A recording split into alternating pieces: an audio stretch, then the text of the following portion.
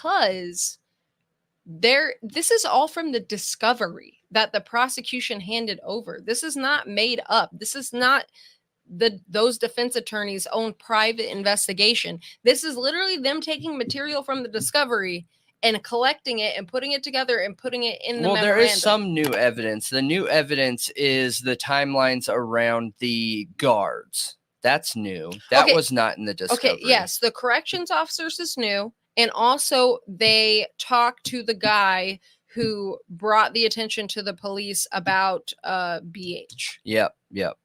And his Facebook post. Mm-hmm. Yeah. So there was a little bit, but everything else comes from the discovery. Yep. But I want to know what you guys think is going on here. Do you think there's corruption here? Do you think this is explainable? Do you think it was the right move for the attorneys to step down? Is there a play? Is there a play there? What would have happened if they didn't step down? Do they already have attorneys that are like gonna step up? Yeah, that's what I'm wondering. Mm-hmm. Like if they're like, okay, we can have these attorneys in line to step up and then we'll just assist them with what we know and have. And did they have a meeting with the judge and say, hey, judge, I have an idea. So that this doesn't taint the case anymore, because I know this is going to leave a bad stain on here and we care about justice. What if we did this? You know what I think is really unfortunate? I feel like the defense is fighting harder for the truth and justice than the prosecution is. And that's a problem. Yeah. But I honestly, not that much is being said about the prosecution. So maybe I'm too quick to the jump, but hopefully they are. Hopefully he is trying to get more investigation done on it. I hope so. Behind the scenes. But let us know what you think. And that's a wrap for Delphi for now. Yes. We'll keep following it. Let us know.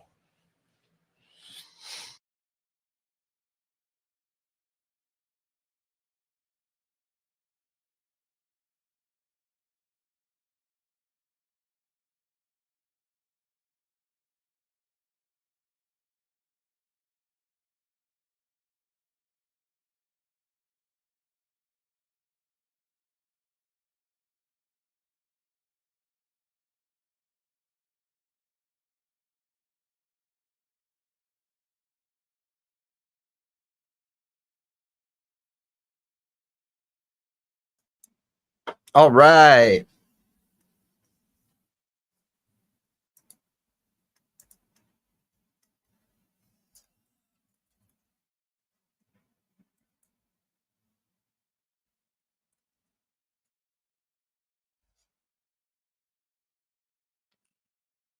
Yes. Yes. Hello.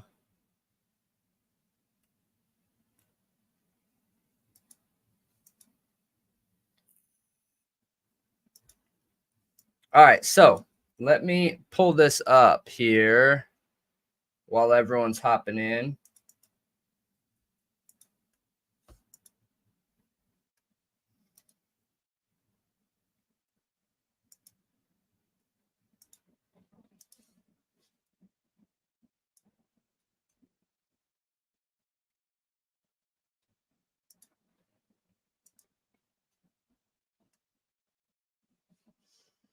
Yes, welcome everybody. Welcome. I like my full brim hats. I got, I think this one's a pork pie. I got a bowler hat, a couple others. But welcome everybody to the True Crime Talk Show by Thought Riot Podcast. My name is Brendan, and welcome everybody. And I am Aaliyah. So I would touch that. Touch this only? Mm-hmm. Okay. Yeah, then you don't have to worry about it. But yeah, welcome everybody. Thank you. We figured we could talk about some of the details surrounding the possibilities of the reasons why the defense attorney stepped down, right? Yeah. Do you want to say hi to everyone while I go to the bathroom real quick? Sure. Hey, Michael. Malia has cat ears permanent confirmed. Exactly. They just popped up one day and grew out of my head. And now I'm a cat.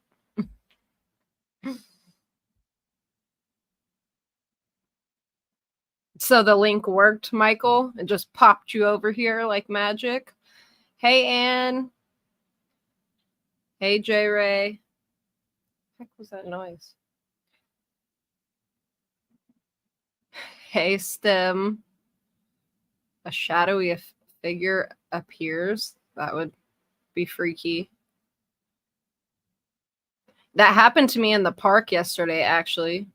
Just walking along all of a sudden. And I was pondering the Zodiac Killer.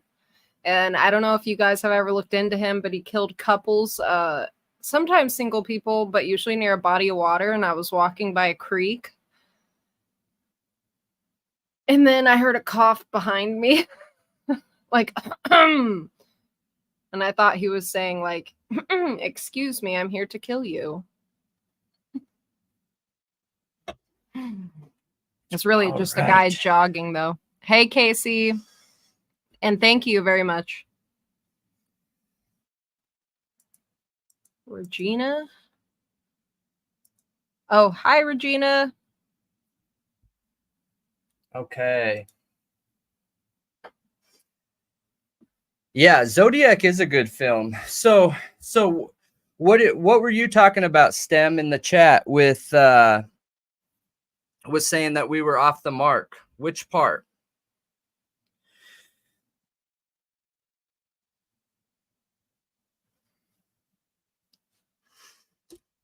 Okay. So I almost did, Anne.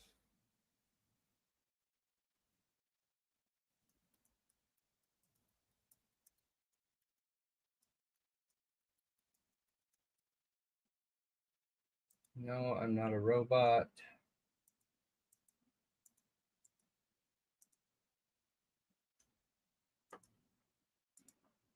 And then, okay, let's go back to the video now.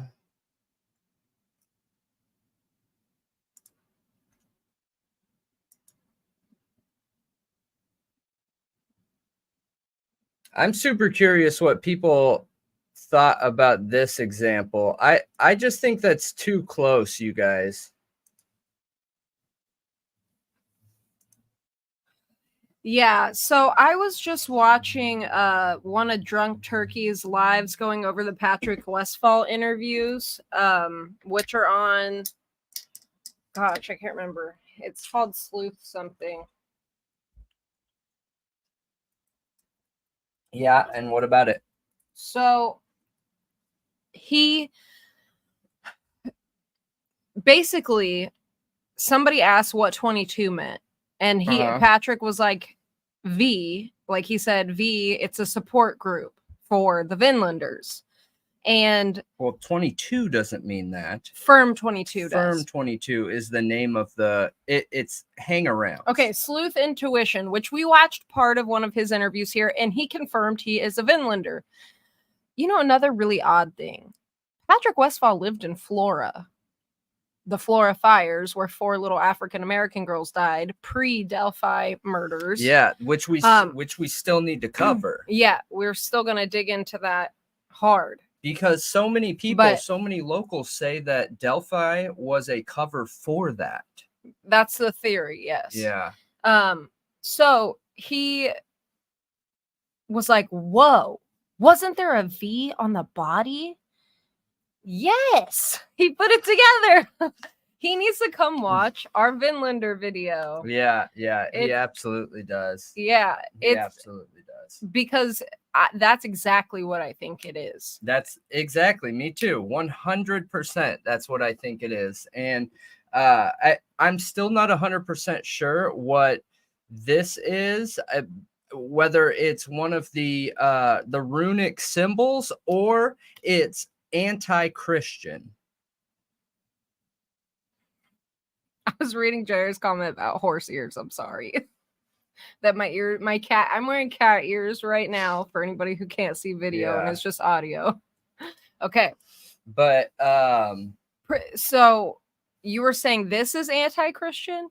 I'm not sure if it's a runic symbol or anti-Christ. Well, okay, so I don't know where this comes from because I didn't watch enough to see, but you remember Drunk Turkey, like a little over a week ago, did that interview with Rick Snay from Delphi After Dark? We talk about it in this. Yes, in the video, we were talking about Rick Snay's interview on Drunk Turkey, and he got the pictures like 6 months ago, I believe, or something like that. I don't know, but there was a spring leak 6 months ago. And I'm guessing maybe the pictures he was showing of the bodies and the sticks, maybe Rick Snay drew, because he kept pulling up like this like little scribbled picture of the bodies, and it looks different. That literally looks like a Hegel rune. No way. But there's still a V. Okay, well, I'm gonna pull that up then. So it's Drunk Turkey. Yeah, it looked, and an asterisk is, from everything I found, I don't know why an asterisk pops up as the Hegel rune, because when you look it up, like on actual websites that talk about, like, you know, that religion, it doesn't look like an asterisk. Which one? It's. Is it this one? It's this one. This one? Yeah, the Patrick Westphal interview. Okay, so where is the little stick? It's pretty far in. You're gonna look for a scribbly picture there. That's it. When he first pulls it up, it should not be zoomed in, but okay. Okay. So that is based on the leaked photographs he received in. I don't know because I didn't watch enough, but that's what I'm assuming, is that he was like, well, then what did it look like? Can you show me? That's what I'm assuming, because he just did an interview with somebody who saw the actual pictures. From who? Who's saying they saw the actual pictures? Rick Snay. His interview is on his channel. We just talked about it. I know we just talked about it. I'm just trying to connect dots because I'm curious how Rick Snay got them.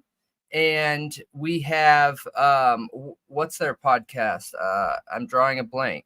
Murder Sheet. Murder Sheet says that they got them and didn't show anybody. So this leaker gave them to Rick Snay and Murder Sheet. And they are the only two people that got them. Yeah, but remember from the documentation, we have 3 disseminators, which means 3 people who were involved in leaking this information. Okay. 1 guy directly connected to the defense, who is now unalived themselves. So I'm confused because there should only be 1. So 3 people walked into the defense attorney's office and took these pictures. I don't think so. I think then it it's was 1 leaker. Okay. But 3 were involved in spreading it around. So I think he gave it to people and then they were spreading it around. Did the Murder Sheet count as one of those 3? Does it say? I don't think so. Okay. It didn't say that. No. Murder Sheet gave it directly to the police and then claimed they deleted it. Okay. This is just way, way, way off from anything that I've seen. There's a whole bunch of sticks here. And when you look at the affidavit or the memorandum, it does not, it says that there are, where's our picture? Where's the picture we're looking at? This stick quantity matches. Yes, the one from Court TV. 1, 2, 3 on Abby and 1, 2, 3, 4 on Libby, and that doesn't count the horns as they call it. They call them horns, antlers appearing. You're right. So here's my curiosity. So 3 and 4. Right. And that big giant long stick is not supposed to be across the body, I don't believe. And this is 1, 2, 3, 4, 5. 1, 2, 3, 4. And her hands don't look right. In the memorandum, it sounded like it was her hands were like this. That they were on each side of her face. Okay. But I don't know. It's hard when you don't have an actual picture to go off of. But I maybe the part we're missing is maybe only the defense only listed the sticks that were on top of the bodies directly. Okay. Okay. Got it. For one. That's for a good... two, maybe these little things like that looks like it's connected to that long branch. So maybe there were still Well, I little... didn't count that. Yeah, but maybe some Like of these, this? maybe some of this are sticks that are still connected to other sticks. Like this one looks like Yeah. it could be connected to this, which would make it 1, 2, 3, 4. So that would match if you take this off as a stick. Yeah, but there's supposed to be a V, and there is... Well, 1, 2, V, right? And then the cross thing, and then this. It still doesn't seem quite right to me because the V sounded like the sticks literally went like this and crossed at like below the belt, like crossed right there to make the bottom of the V, is the way it's described in the memorandum. And that looks like it's meant to just be a straight stick up and down, and then there's like little branches attached to it that just kind of curve over there.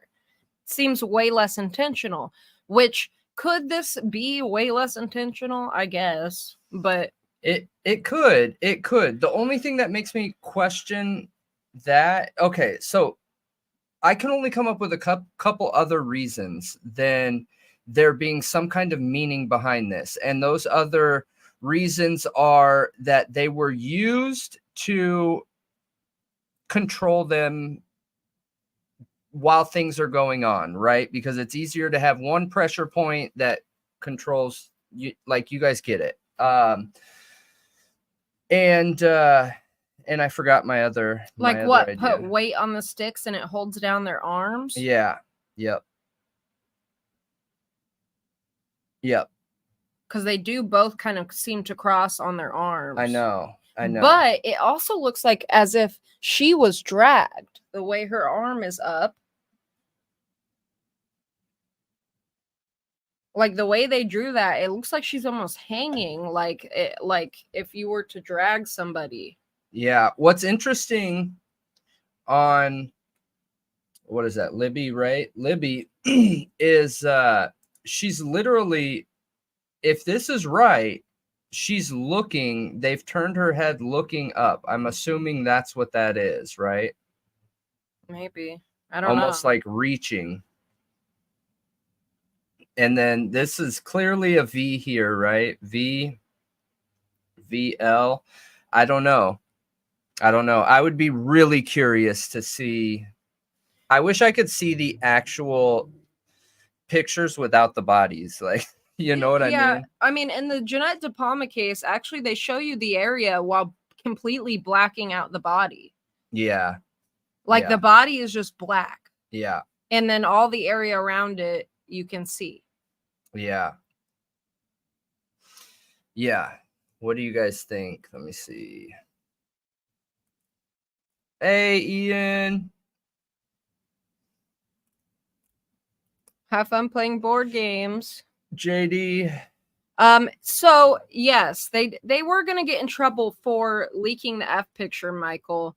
But it seems like they just honestly, what I think happened here is the judge and them talked behind the scenes, because that morning, okay, everybody's going to the courthouse, everybody's ready to roll, and earlier that morning, the defense basically attorneyed up. Like they hired an attorney. Yep.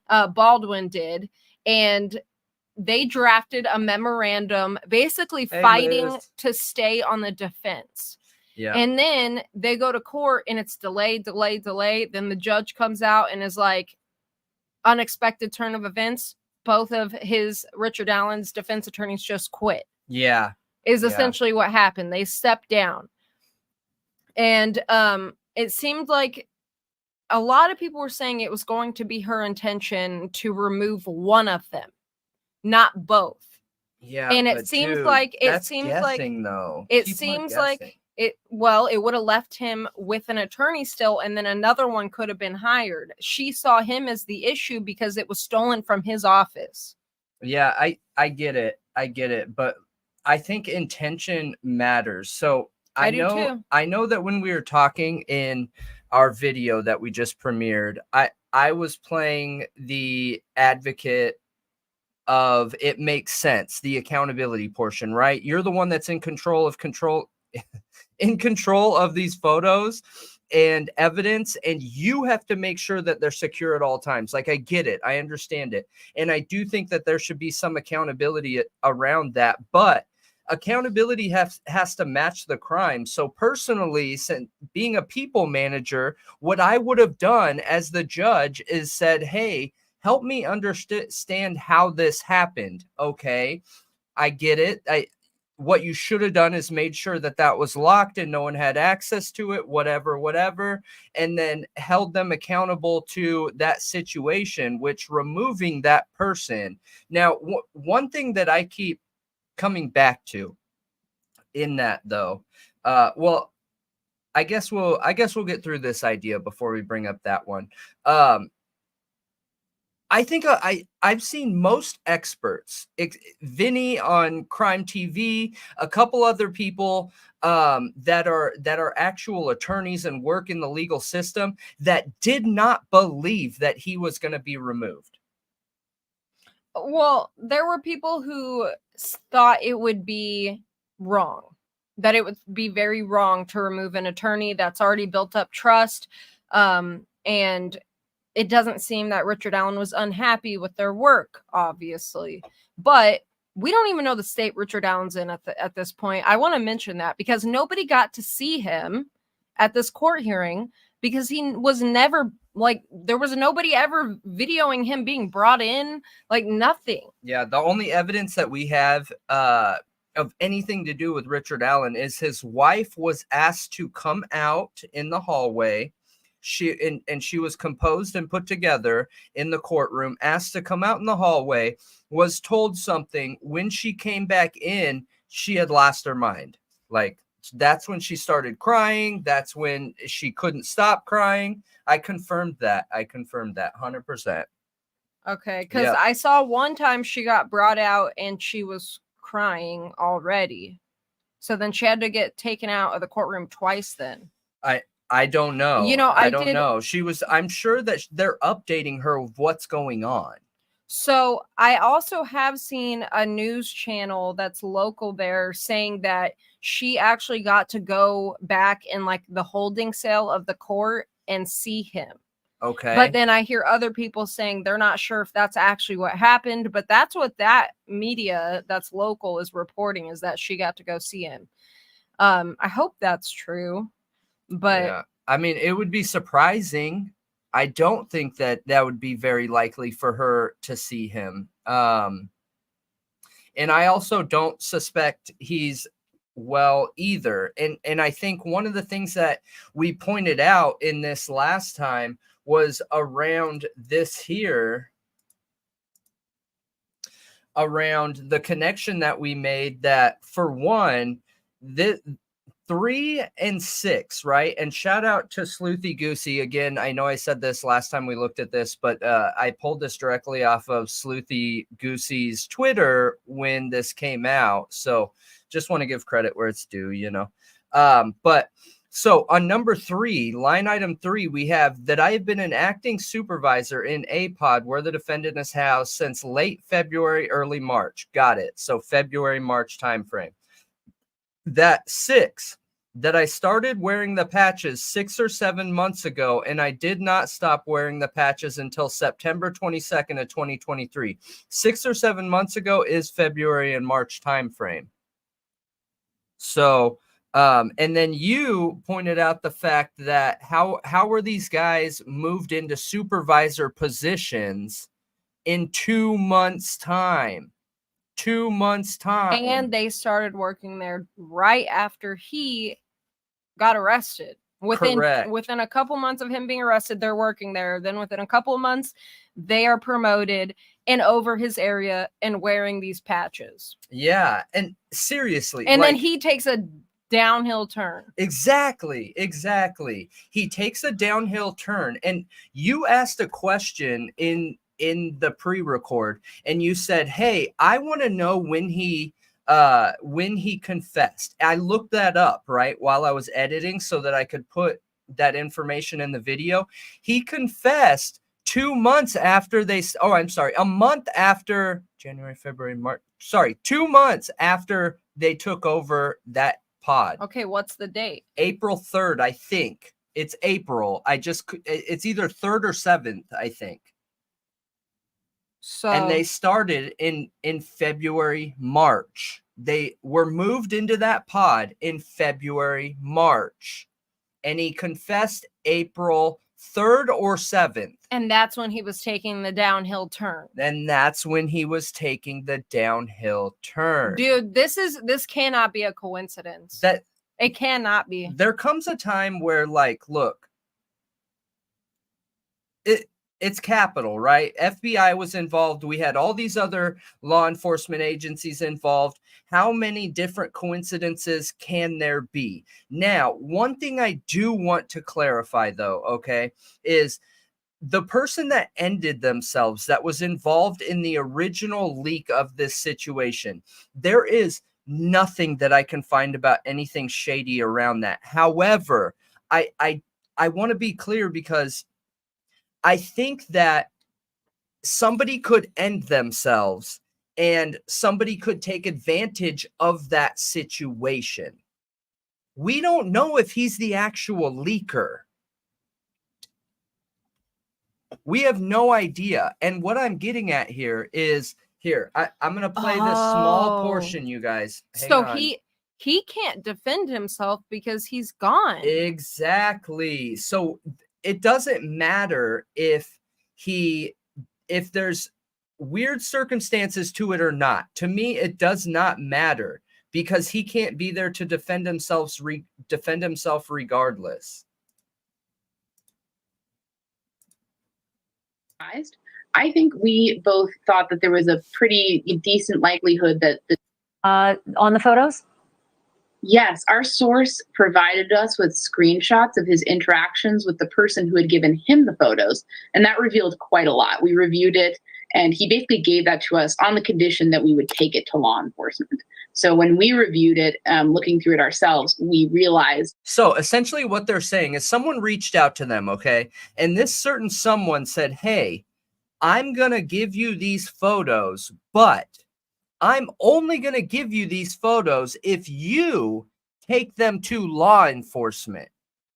Okay, this is sketchy. And not only that, you guys, and as long as you promise to take them to law enforcement, I will show you the screenshots of my text chat that I had with him where he gave them to me. So for anybody on, I don't know where everyone's experience is with cell phones, okay? But if I take my cell phone here, and Ian, I'm going to pick on you because you're the prisoner of the chat, and I change Malia's contact in my phone to Ian, and then we text back and forth, and she says crazy, horrible, wild stuff. And then I go to the police and say, "Hey, look, let me show you these crazy pictures of this chat I had with Ian, where he's saying he's going to do all this illegal stuff." That's literally what they're saying with here. Malia?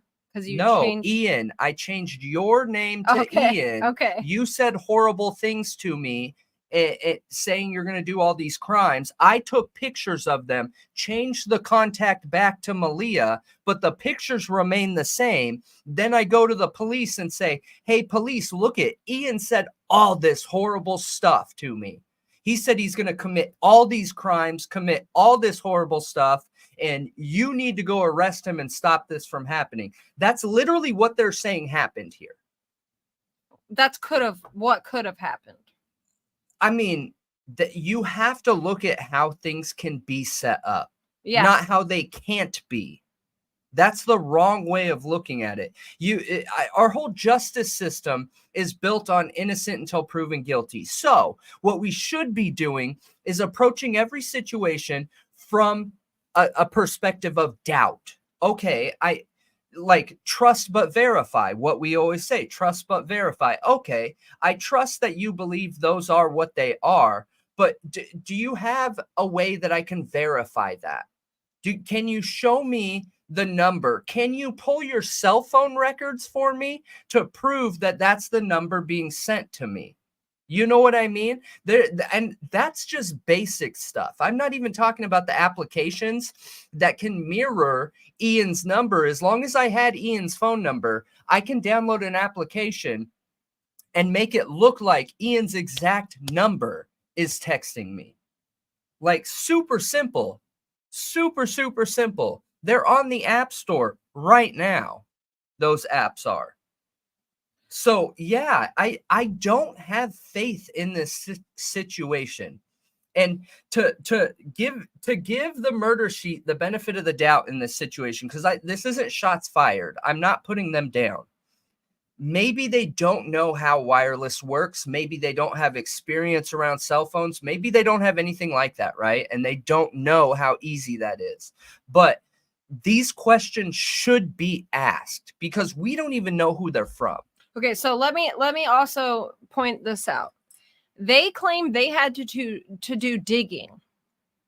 That doesn't sound like they had to do any digging. It sounds like somebody sent all of it to them. Here's the pictures. I'll send you these screenshots of who exactly sent them to me and our conversations if you promise to take it to the police. So then they have the identity of everybody.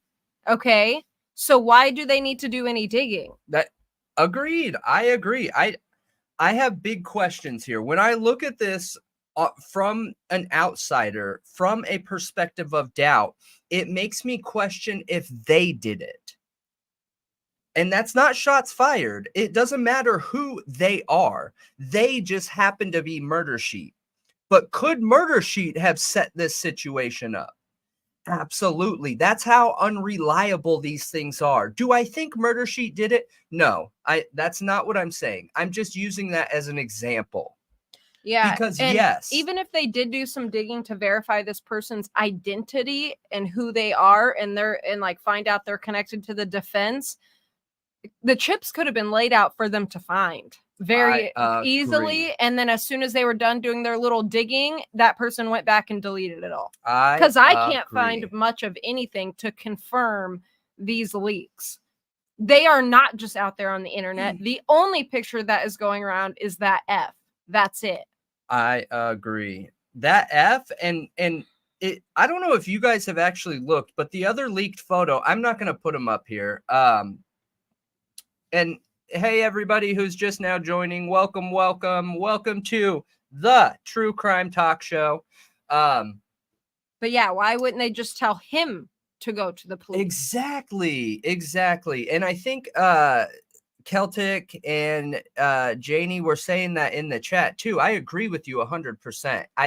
I think that if they are as grossed out by this, as despised by this, as they're acting like they are, then why didn't they tell them, look, we don't want anything to do with this. Here's the local number to the PD. Call them up. You know what I mean? Hey, Kelly. Yeah, I know. Sometimes our shows overlap with TNT's shows. We hopped in there and gave it a like, and then we'll check it out on the replay. So that's awesome that it was good. That's awesome. Can't wait to watch it. Yeah, absolutely. We're going to be covering it, the Kopaka topic this Friday.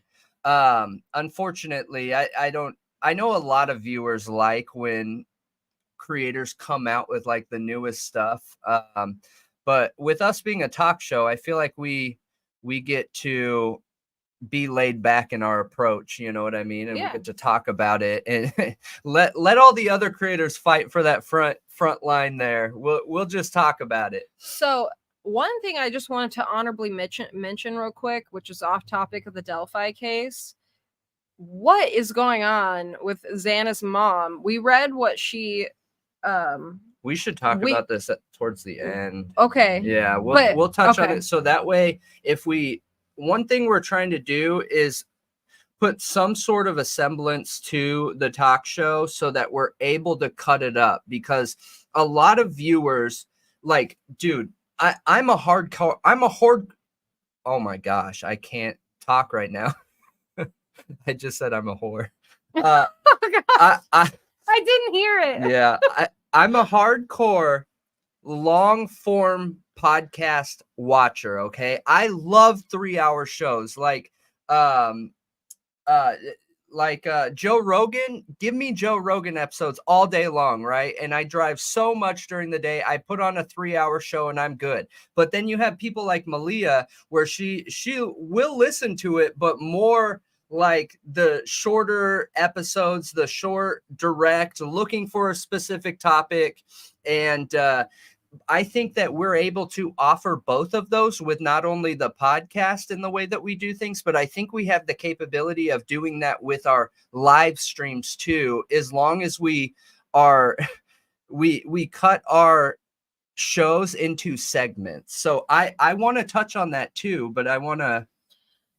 So the only confirmation we have of somebody unaliving themselves is Yes, what's it's listed confirmed. is what's listed in the documents. Now, the obituary I found that was super sus because it was around that time. I don't know if that person indeed had anything to do with any of this. So yeah, Not yet, anyway. So I don't. Yes, it's confirmed That somebody did. passed that was part of the defense. 100% confirmed.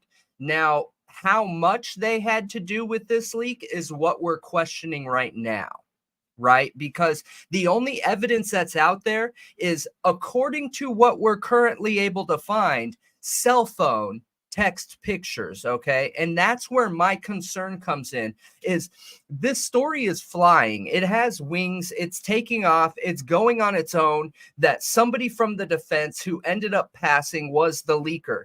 Okay, where's the evidence of that though? Like real evidence of that. Well, the other piece of evidence we have is the memorandum drafted up by Richard Allen's lawyer, Baldwin, his lawyer, which they talk about basically how these were stolen and how they went on to prevent it from happening again. So I would like to know, did they not find out about this leak until everyone else did? Or did they know about this particular person stealing it? Because then that would be confirmation for real. Exactly. And that's what I was hoping for too, for Baldwin to come out and make a statement. However, they are still under the gag order, you guys. I know there's this idea that the lawyers aren't under the gag. They 100% are. The gag order rules in that state say that anybody that had anything to do with this case and any of that pre-existing knowledge of the case cannot speak on it. They are 100% under a gag order. They are not going to be able to talk about it. They are expected to share their casework with the new attorneys that are coming on board, and we're not going to get anything. But my question is, does he not have video cameras in his office? I mean, as a lawyer, that sounds like it could be a problem for somebody, right? When you have classified information or protected information or client information or whatever, right? Any personal information that people don't want out on the table, a camera in there is a liability. So do we even know that that person that ended themselves is even the one who did it? We have no idea. And they can't defend themselves now. And they're covered by the gag order. They can't defend themselves. We have no clue whatsoever. The only clue the that person we have, the person who's not alive anymore can't defend themselves, and the lawyers can't. Right. That, and absolutely. I mean, all we have is the Murder Sheet podcast coming on here and saying, hey, I can't tell you anything I can't say anything. The only thing that I can say is I saw pictures and it is absolutely this person. Just trust us. I'm not gonna prove it to you. Just trust us. You know what I mean? Like, that is absurd. That is so crazy. Which is why I really didn't appreciate the hosts of Murder Sheet podcast telling everyone not to engage in stupid speculation, because I'm sorry, but somebody supposedly leaking documents and then turning up not alive from a supposed unaliving of self looks super bad. And now the lawyers are gone, which from everything I was hearing and from the own memorandum the lawyer wrote up, that can be a violation of rights. Like, that's a huge deal to fire lawyers that were court appointed to a defendant after they've established this relationship. And I do not think they did it by choice. I do not believe it was their choice. Or else that memorandum wouldn't exist. I feel like they were put between a rock and a hard place, and they were like, you can try to fight this, but I'm just going to remove you anyway. I'm the judge, and then it's going to look super bad on you. Or you can take a hike and step down, and then you can work with the lawyers that I next appoint to Richard Allen. But those lawyers don't have to use anything those other lawyers brought to the case. They don't have to use any of it. They can choose to completely ignore that. That's why I said in the pre-record, if I was Richard Allen's wife, okay, I would be on the phone, because this is a national case. This is a worldwide known case. If there is a new lawyer out there that is an up and coming lawyer that wants to be known, that wants to start their career off with a bang, just blown out of the gate, right? They would take this case and they would win this dang case, right? So are you going to wait for the judge to appoint an attorney, or are you going to reach out and be like, yo, I have a deal for you. You know, you're a brand new lawyer. I've heard nothing but good things about you. If I was his wife, I would be at law schools right now, talking to the deans and saying, hey, tell me your top 3 freshly graduated lawyers, right? So many would take this case, dude. So many. Lawyers benefit off recognition. And the more cases, the more high profile cases they win, the bigger their bill becomes for the next person they cover or whatever. Whoever gets put in that position better be good. I agree. I don't think it's fair. I just want to be clear. I don't think it's fair to look at the judge sideways. I haven't seen anything weird come from the judge. I know that I put that question in our video saying, has the judge been good? Has the judge been fair? From everything I can see, the judge has been fair, man. You know, a judge's job is to be unbiased. So no matter what's going on, it could be the craziest, gnarliest, untrustworthy thing ever that's going on. And the judge's job is to remain unbiased and unopinionated. So I see good things based on that, right? Now, it's really going to come down to this situation of deciding the attorneys if his wife isn't able to find somebody. Ferenczi, was the FBI agent stationed in Terre Haute? Really? I didn't know about that. No way. I didn't realize that. Yeah. That is by wild. a prison guard. The prison guards are the ones who were wearing the patches. Yeah. Interesting. Yeah, I don't trust the judge completely. Not with her so heavily considering removing them from the case. And it's good to be noted for people who don't know this. She didn't have to grant them stepping down. She could have told them no. you're not allowed to step down. This happened because she okayed it. Yeah. She said, okay, yeah, you can step down. Yeah. What? But is there another angle at play here, though? And I think that's one thing that is important here, right? Is and I think you brought this up in the pre-record. Are these attorneys stepping down with the plan to be heavily invested in the new attorneys? They paved the way for these new attorneys. They're going to share all their caseload and documents and information with the new attorneys and still be heavily invested. Yeah, I wondered that because them still being there would almost be like, it would just cause a lot of maybe animosity from the prosecutor, or maybe kind of take the air out of the room a little bit because they're looked at like the bad guys for all of this. Yeah. And maybe she felt like it was better for them to be working behind the scenes. I don't really know. Yeah, I'm not know. sure either. I hope that's what it is. I hope they'll still be heavily working on it in the background. I hope that the new lawyers will choose to actually take a look at all that they found from the discovery and just see where it leads. Yeah, you should write that down. The Ferenczi stuff. Yeah. He was working at a government building. A Molotov cocktail was thrown into the building, and when Ferenczi walked out of the building, he was shot and died. Wow. That's horrible, Janie Lynn. Yeah. Oh, yeah, that's a good example. The Shabusiness stuff. Yes. And he was forced to continue. Yeah. Yeah, he was forced to continue. You're right, Allie. Yeah, that's a really, really good example. Thanks for bringing that up. Good point.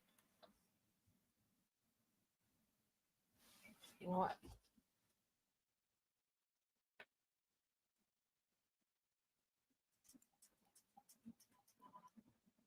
Yeah. Really good example. I just read somebody in the chat said that, were you talking about Hennessy, Baldwin's lawyer, said that it was coercive? I'm not seeing that anywhere. If you have that anywhere, like a source for that, please send it to us. I'll write the email in the chat. That there was essentially a middleman between our source and the original leaker, and that the original leaker was a member, a former employee of attorney Andy Baldwin's law firm, and a close personal friend of Andy Baldwin. So that was where we sort of pieced together what had happened. What can you tell us about those pictures that you saw that were leaked from the case? I think they were crime scene photos, and they were graphic. They were disturbing, and just looking at them, it was obvious that they were authentic. And beyond that, if they just leave it to the imagination, they were very disturbing images. Do you think it may have been an effort on behalf of the defense, or someone who supports the defense, might not have been the law office? Do you think it might have been an effort to promulgate this theory that arose fairly recently, that this was the odinistic cult, ritualistic sacrifice of children, et cetera, et cetera? Do you think this was an effort to poison the jury, that in fact was their theory?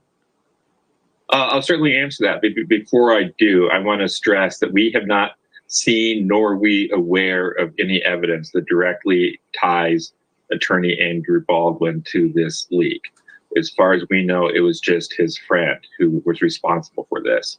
But certainly from the text communications and the screenshots we saw of the communication of the middleman with our source, it seems pretty clear that his motivation for sharing these images was he thought it would be helpful to the defense, that he believed that what was in these images would somehow support their theory of the case. Oh my gosh, that is the craziest thing, you guys. The craziest thing. That didn't help the defense. In no way, shape, or form would that help the defense ever. Never. And Never. just like in the podcast, I was saying maybe that's why I was wondering their position within the law form, if they were like a janitor or something and they didn't understand like the legal process or what could happen from that. But I could see somebody thinking, okay, what if the jury or they don't allow this information to be let out? What if nobody allows it to be let out? What if they gag order it, seal it up, and nobody gets to see it? Which I think essentially is what happened. And then the defense found a loophole through the Franks hearing, like the Franks motion, to write this memorandum and attach it before they couldn't.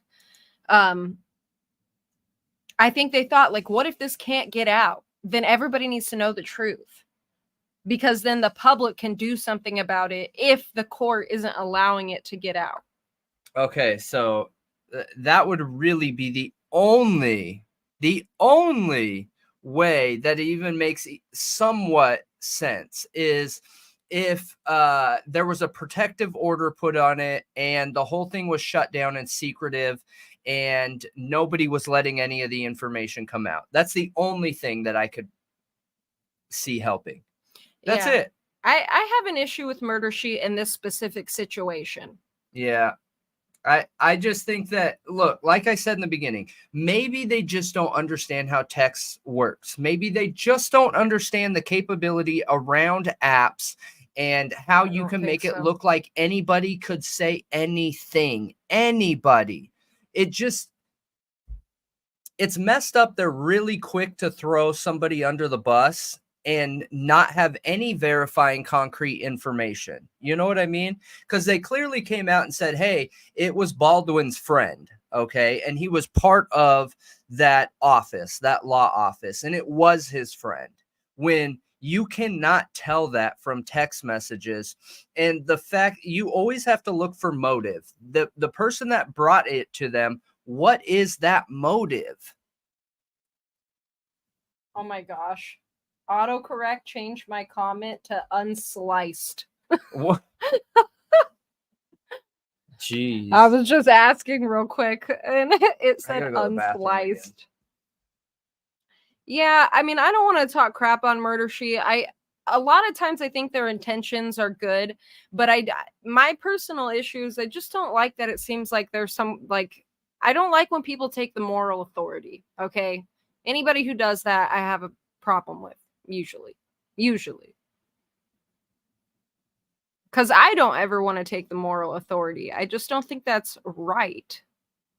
Like, murder's wrong. Like, we all know, we're all humans. We know the basics of what's wrong and right. So I don't like when somebody tells me, like, don't engage in speculation. That's wrong. Okay. And then everybody who says that engages in speculation. It's just to the level that they think's okay.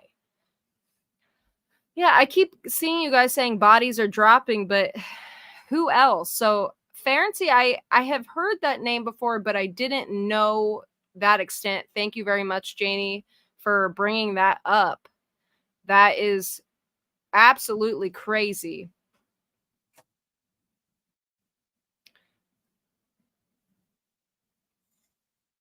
But I'm curious who else has.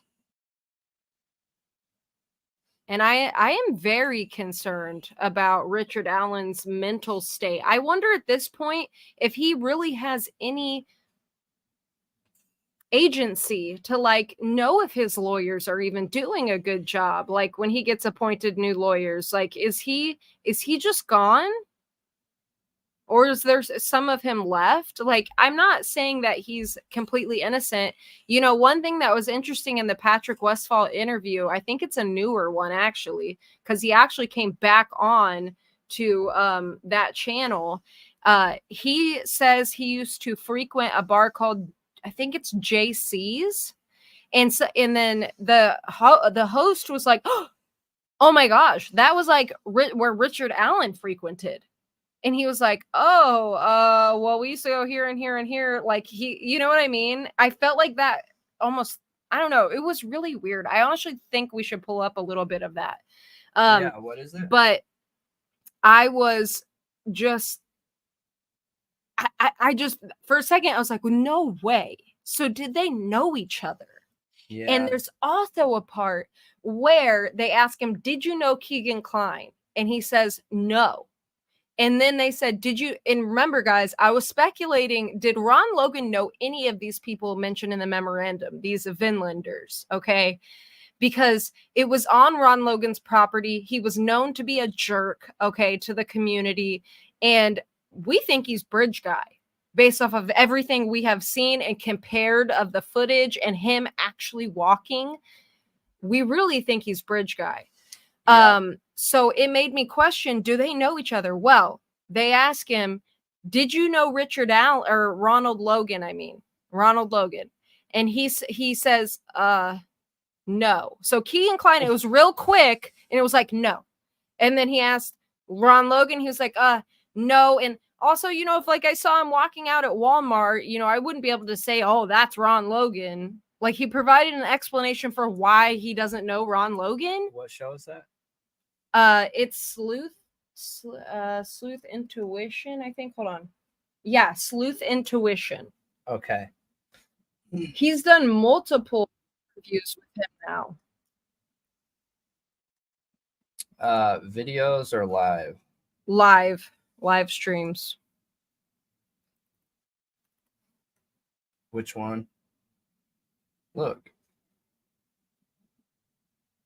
Yeah, but they still have the wrong F up there. Yeah, they do. And that's the old one that was going around that I showed you. Mm-hmm. So it almost makes me question if that's real. What if the leaks were fake? Yeah. Yeah. What if they were just fake? That I've wondered that too. I've wondered that too, because there are so many different things out there that could it have been a way to leak multiple times? You know what I mean? And well, see, the leak in the spring, which I first learned through Truth and Transparency, she pulled up Drunk Turkey's interview with I think it's Rick Snay, and he's Delphi After Dark. That's his channel, which I've also heard a lot of crap talked on his podcast. I've never watched it. I have no idea what he does over there, but he said he was getting sent stuff for 6 months. 6 months. Just hoping someone would leak it, probably. Yeah, since the spring, yeah. Yeah, yeah. Which one is it? Do you know where it was at?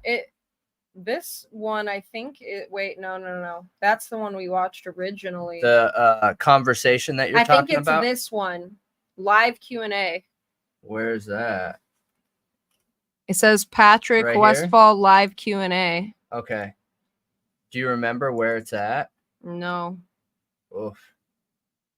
Could be anywhere. Oh, it's after that. Okay. Because he's also talking about, like, people are asking him questions and he's trying to prove why things aren't suspicious, basically. Okay.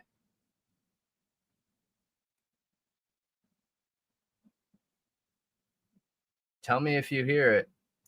Fancy was listed on the memorandum. You're right, Jamie. Spring chicken left in my bones, so I'm trying to get myself into easy mode. A half-month sentence in the county jail. Look, the question should he pop never up. came to any of our get, and you probate for a long time. Here's a good question. I don't know if I have the photo, but I did see Brad Holder wearing a Vinlander shirt. Yeah, a support shirt. That's what supporters did. They bought gear, helped. So Brad Holder, you was know, money in the books for any kind of trips to other chapters in other states, and you know, things like that. You know, when we have our get-togethers in our area, we get food, cook out. For a second. Notice that flag. Yeah. I don't know. Yeah. I'm not trying to prove that they are a nationalist group. We've proved that. Yeah, we have proved it. So I just want to point at the flag. Yeah. I don't want it up on the screen. So let's figure. Look for look for the comment that says, "Did you know Keegan Kline?" Okay. Grill and that's what hang out. It takes money to get real easy. Is the chameleon absolutely? Here's a question for you. What's the things I did in my life to keep myself occupied? They brought Do you want Florida me to kids look for into it while Delphi, you like that talk about same age something else? bracket. You can. Always Oh, they cross asked him 4 of about them, so. Flora. We should listen to this.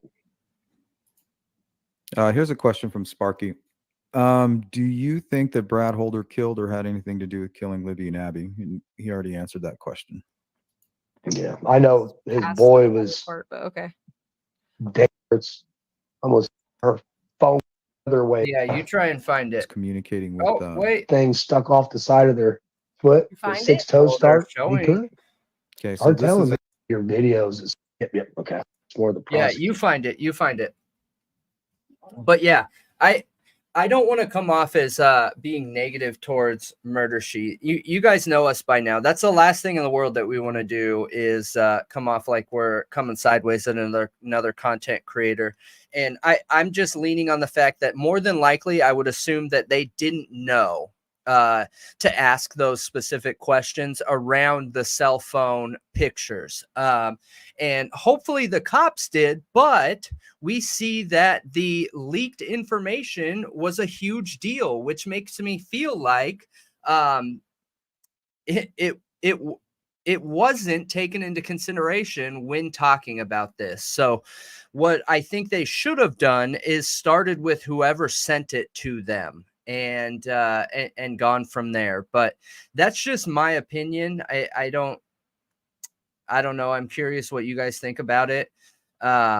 I think that if you line up all the crazy information that's happened in Delphi, this is one of the most absurd cases that I've ever seen that I can remember. There are things happening in this case that I have never seen happen before that are way crazier than even Idaho 4. And I know Idaho 4 gets a ton of attention right now, but the things that we're seeing in this case are so absurd. They are just wild, wild, wild cases. Now, one thing I'm curious too is Vinlanders started, the chapters started in Indiana. I wonder if that is their home base. Look what they're talking about right there. Yeah, I wonder if that is their home base, is Indiana. That's where we saw the previous Vinlanders leader. And as we saw here, I don't want that up on the screen. As we saw there in that video, there's different chapters. There's just different chapters to that club, that social club, as they call it, right? But there's definitely something here and something to this. Oh, here we go. I found it. You got it? Go to 2220. Okay. 22? 2220.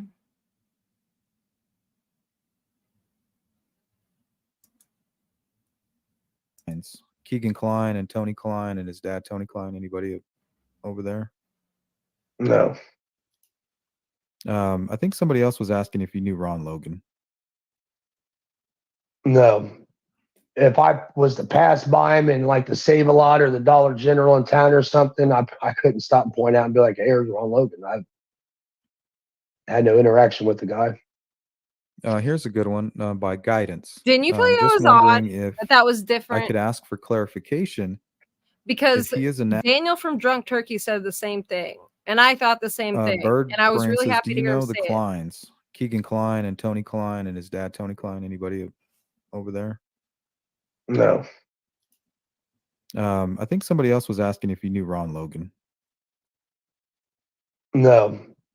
If I was to pass by him in like the Save-A-Lot or the Dollar General in town or something, I couldn't stop and point out and be like, hey, here's Ron Logan. I had no interaction with the guy.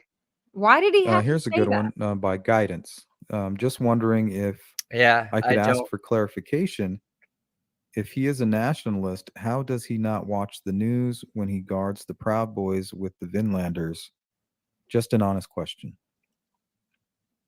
There's no Proud Boys there in Indianapolis that day. Never met any of the Proud Boys. Ain't got nothing bad to say about them. Ain't got nothing good to say about them. But I never met no Proud Boys. Yeah, that's super strange. I don't know, man. I don't know. I don't know either. I don't know either. Yeah, I think there could be something to that. I'm not sure. I'm not sure.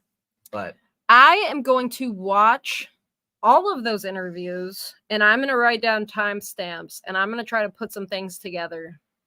Yeah. Because I think there's something to it. I really, really do. Some of the, I don't know, I just know differences in the way that he answers some questions compared to others. And the fact that he confirmed he's a Vinlander, like, that matters.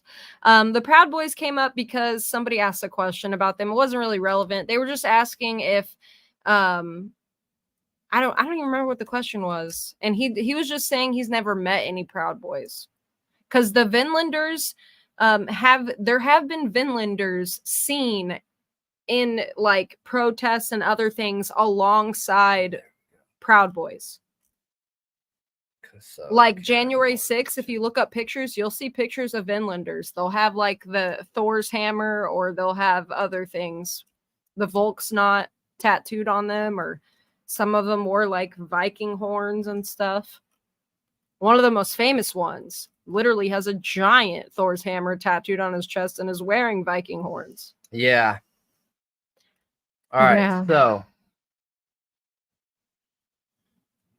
Kara, I would love to see Spidey from the Behavioral Arts channel. I think that's his channel. Dissect his body language. I would love to see it. Yeah, body language is such a touchy topic, though, man. But he's really good, and he's also super positive. One of the most positive content creators, and as good faith, I feel like, as us. So I actually feel like he would be a really good person to do it. Yeah. Really good person to do it.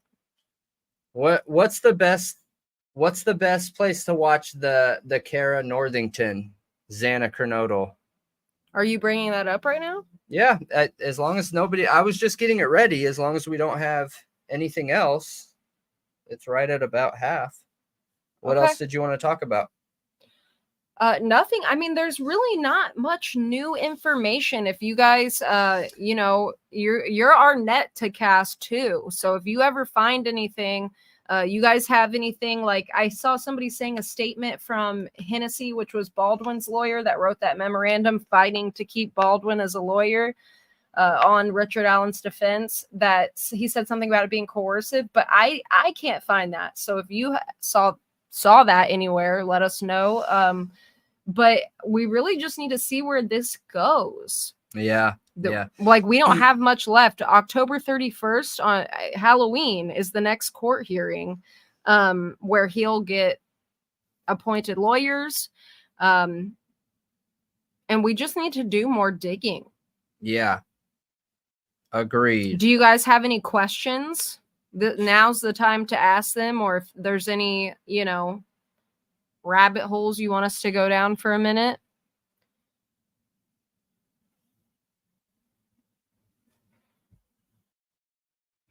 Interesting, C-Star. The first Dubuque temple, is that Dubuque Temple of Asatru and Odonism, is in Iowa, and 2 girls went missing in Evansdale in the middle of the day, 7/13/2012. They were found by the water, and cops believe it's linked to Delphi. Evansdale, Iowa? Yeah, she's speaking about Iowa. Oh. I'm going to have to look into that, C-Star. That's not a very far drive for us. Honestly, Indiana isn't that far of a drive either, but. No, it's right. Literally there. But the Vinlanders are known to have been heavy in Indiana, Illinois, and Iowa. Yep. This is their stomping grounds. This is where they came out of. Yeah. Yes, they sure were. So. Yeah. Me too, Allie. That's kind of what I think about every time. Is Alice in Wonderland. Okay, so hang on. Oh, you like Spidey too? That's awesome. What?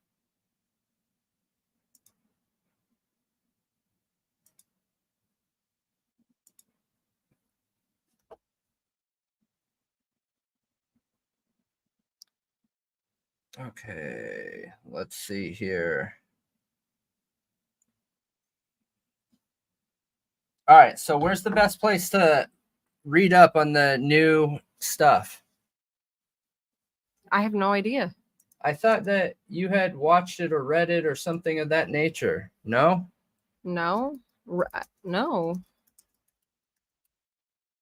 I saw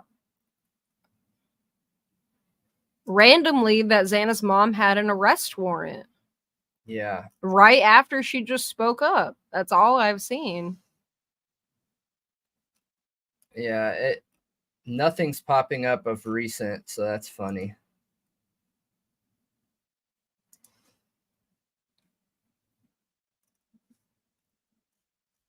I'm not sure.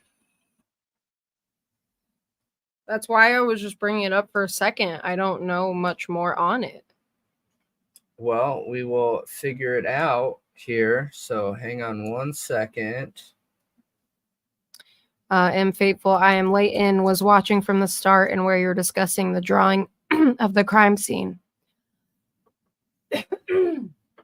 You may late mention it, but have you seen the more detailed drawing someone's done in color? Yeah, not in color. Well, not in color, but I appreciate that, Faithful. But what does the color matter? I think it's more detailed, not just those sticks that I showed you from Junk Turkeys, but like an actual drawing. Okay. No, we haven't. But if you would like to send it to us, you can send it to our email and we can take a look at it. Yes. Here, I'll post the email in the chat.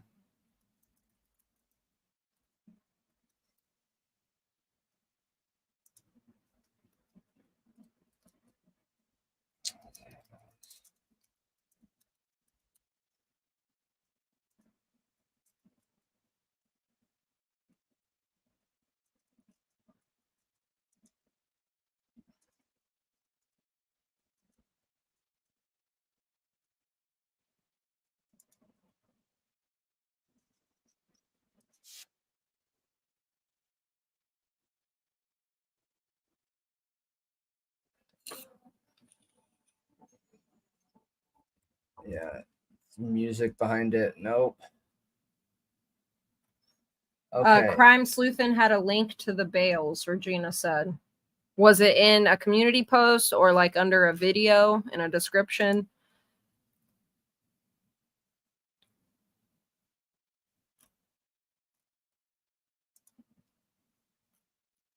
Yeah, they're making this hard to find. It's literally nowhere.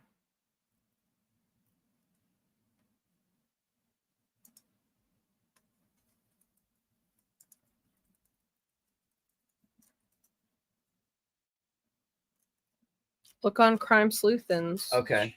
She said she had a link. Okay.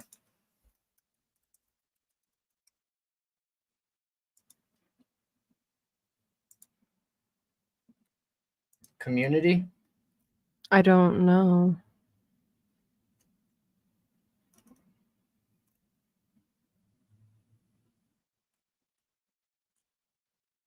I'm not sure. Oh, there. Yes. Okay. Shout out Crime Sleuthin. I think we are actually gonna do Crime Sleuthin for this week's spotlight. You gotta share the tab. Yeah, I know. Oh, Jerry said she sent it in Discord. Oh, duh. Oh my gosh. You haven't shared it yet. Yes, I know. Oh, okay. Well, thanks, J Ray. I'm trying to find out if it's under Kernodle. It is. Okay.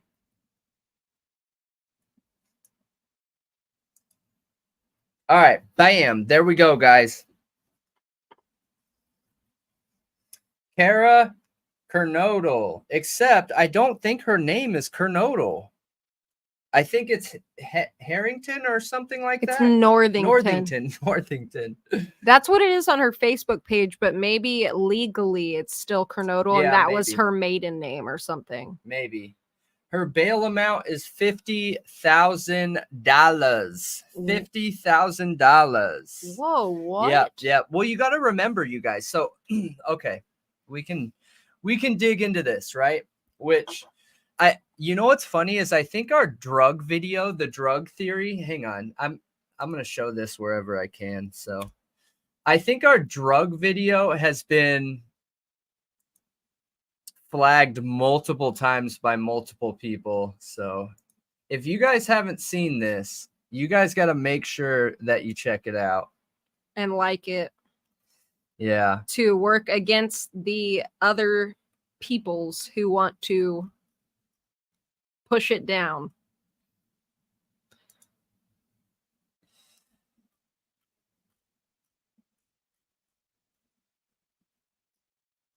Right there. Okay. So bam, this one here. You guys got to see this.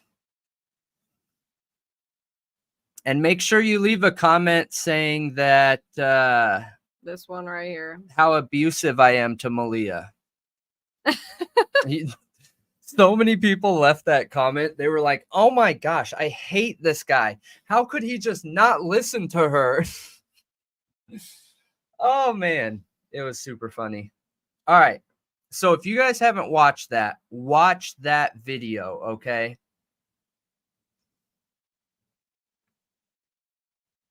Now, back to here. Okay, so $50,000. That's quite a bit. That is. Okay. There's not a single other person on this sheet that has anything near that. To be fair, you guys. So we don't know that yet, Mike, but I'm glad you said that because that is very important here. A lot of people are jumping right off the pier into conspiracy land with this, saying that she's being arrested and broke the gag order. And how could she? I can't believe that Steve has come out and spoken so much about this. But as soon as she speaks about it, they slam her with an arrest warrant. I don't think that that's the case. Or if it is the case, it's because her speaking in public or something having to do with it broke the terms of her release. I think that's the only possibility there. I don't think it's about what she said. People are jumping on the bandwagon saying that it's because she talked about Greek Row and the fraternities and, bringing awareness to that. And I don't think that's as likely. We know that she got charged with 2 felonies in that drug video. 2 felonies, you guys. And she already had 2 felonies. So she now has 4 drug felonies on her record. 4. Okay, but clearly the bail amount, like a failure to appear in court, why would it be $50,000? Because of her charges. Okay, it's not failure to appear in court. Yeah, that I know it's not. We don't know. So I feel like it depends on the charges. Yeah, why that bail is so high. But here's the thing: is she just got out of jail? So how could she have a warrant again? So when you get out of jail, especially if you have been put in there for 4 felony charges, there is going to be stipulations to your release. I don't know if she's wearing an ankle monitor. I don't know anything to do with anything, and we haven't been able to find out yet. But since they're all drug related, what I would expect to see in this situation, that she has somebody that she has to check in with. She has to do drug tests. She has to do all the things. She has to join a 12-step program or some kind of program. Yeah. She has to create a community to best help her stay clean, right? Right. There could be other stipulations involved stating you cannot speak out about this topic because of your past. Now, do I feel like that's wrong? Yeah, but could it be a reality? I guess it could be. It's just with a $50,000 bail amount, I don't think that she just broke the gag order. I think that she didn't follow up on her double felony charges that were reapplied in those 2-week time frame right around the crime. Yeah. I really do. From what everyone is saying, she couldn't be under the gag order because she wasn't a witness and she had nothing to do with that situation whatsoever. So I think that's possible, definitely, and more than likely that she isn't subject to the gag order. But she also, I don't think, really knows anything because she wasn't up there. You know what I mean? In it. But if some kind of strings were pulled because she spoke up, man, Steve Gonzalez has been speaking out like this whole time and said things that he really shouldn't have said in some situations. So she should have the right to say whatever she wants. Like, it's not like she has much information. She's been in jail. She didn't say anything that we didn't already know. Nothing she said in that isn't something that all of that was known. Yeah. It was talked about in 4chan. It was talked about on Reddit. It was talked about all kinds of places, creators' videos. So we have a 4chan theory coming out, by the way. Yeah, absolutely. Yep. Yeah, so, she did know some word on the street, but that could have been because of the call made to Xana's father. That could have been her looking online at things, you know. Yeah. I think so. It's just interesting. And I think where the big difference comes in, though, you guys, is like, in order to stay looking at this crime in an unbiased fashion, I think it's important to be able to look at both sides of the coin and both sides of the equation here. And I think this is a prime example of that, where, yes, it's important to look at the possibility of the comments, the statements, the questions, the concerns, and everything having to do with it. But I also think that it's important to look at her background and the recent charges on this. You know what I mean? It is important to look at that, but that's also a super good point, Liz. She brought up the professor, and Jules of All Trades did a super, super good video on this that actually Ian sent me, and she was talking about how he actually controls how much the police officers get paid. Like at the sheriff's office or something like that. The professor does? Yes, it's absolutely insane. What? Yeah. Ian, if you can clarify that a little bit more, my memory is failing me a little bit, but it was crazy when I watched that. And it seems pretty significant.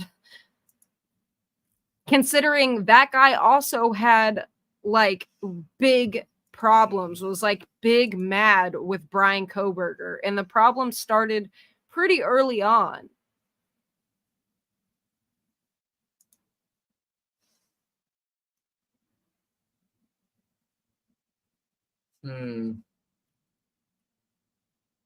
Yeah, I connections to Moscow PD either, but didn't she say the sheriff's office? Because that's different than city cops. But I can't really remember right now. Yeah, I am not sure. She dropped some bombs in that video. It was a really good video.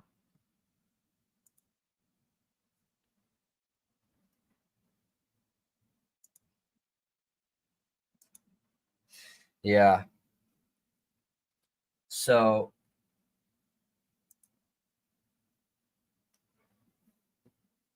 that's from the earlier warrant.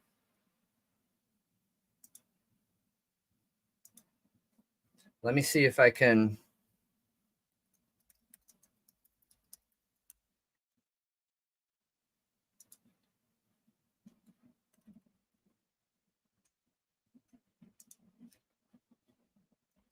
Ada County? You typed it backwards.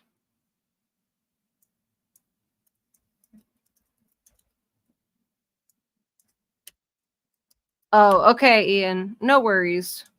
Hope you're having fun, though. She's not in custody currently. Yeah, I know that, Michael, but thanks. Where is this? So Mike said, when I was out on bail and playing the delay game for years and years, waiting for the DA to be voted out, I was pulled over dozens of times in a 2-year period. Interesting. Yeah, there is a professor that talked highly about BK too. All the good is always ignored about him. They want everybody to hate him and talk crap about him. So weird. So that was another thing I believe that Jules brought up in that video, Ian, and I don't think it's confirmed that Ann Taylor directly represented Kara. I think it was the same office, but I think Jules was basically, I think she was saying that is like, there's no proof that it was directly Ann Taylor. It was just her office. Yeah, but it wasn't. Yeah.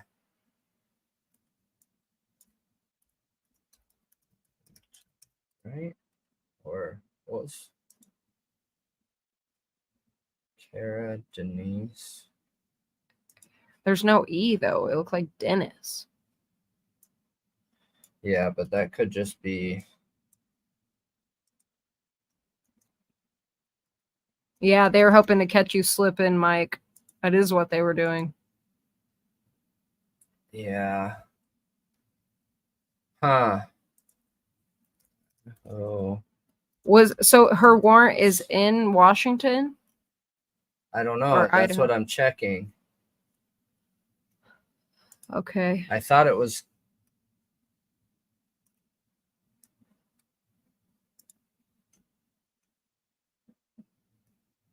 Interesting. Does it not say that in the document we were just looking at? Shouldn't it say the county? Nez Pierce County Sheriff. Or Nez Perce. Yeah, but.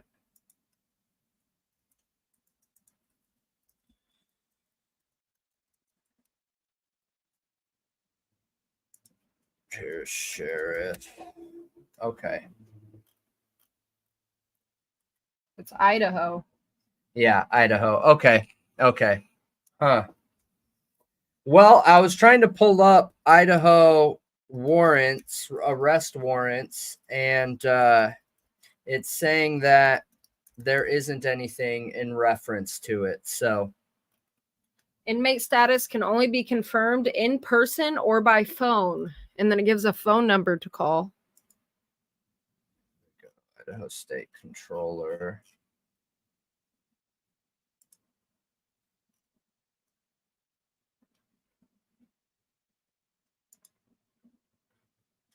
Lewiston, Idaho. What does it say the date on there? Because see ya, Idaho. Okay.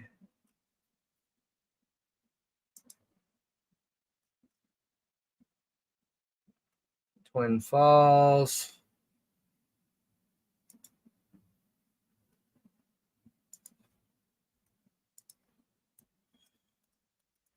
Bonbon, you're saying somebody said it's a mix-up, so there isn't actually a warrant for her arrest?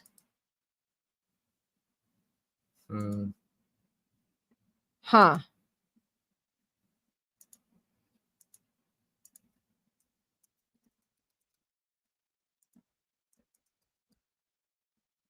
Why do you keep trying to look it up? What do you mean why? Because I want more details on it.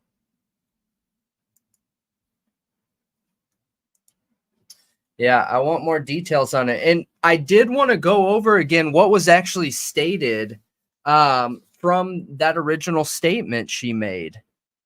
Okay. Do you remember where that was from? Go to Jules of All Trades video. Because she has the best pictures of it. Okay.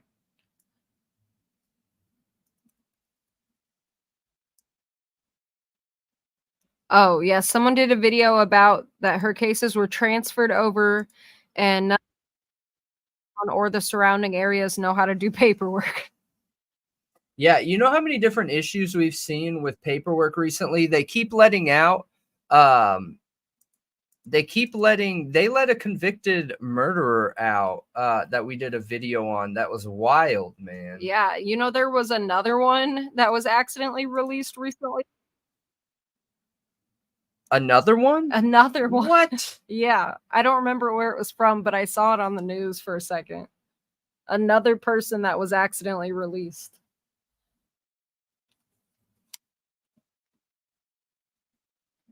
Oh yeah, that's right. This was the deleted Facebook thread. Right. There was a spider for a second. It freaked me out.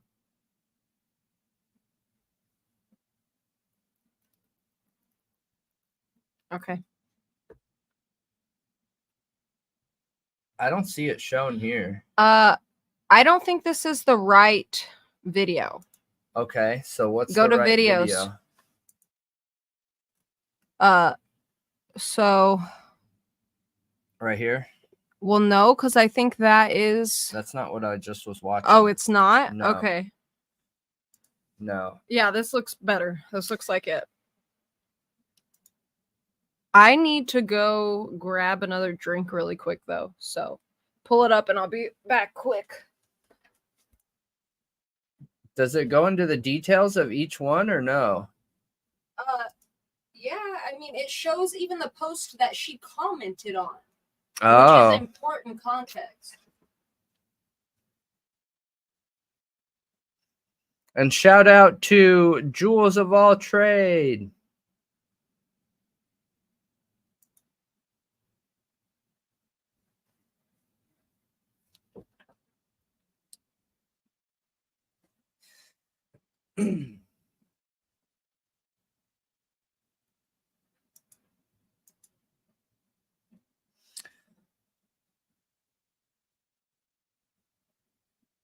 Yeah, for the drug theory video, you guys, it's she's the managing attorney. So whenever you have an attorney that's over a team, it's normally the managing attorney that's on all the paperwork and everything. So her name was on it, even though she wasn't the representing attorney.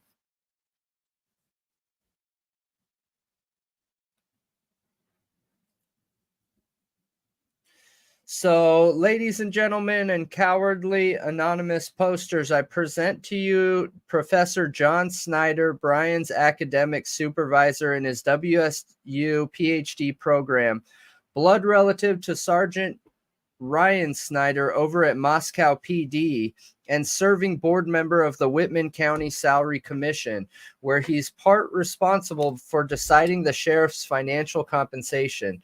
You'll be hard pushed to find a more influential individual with local law enforcement.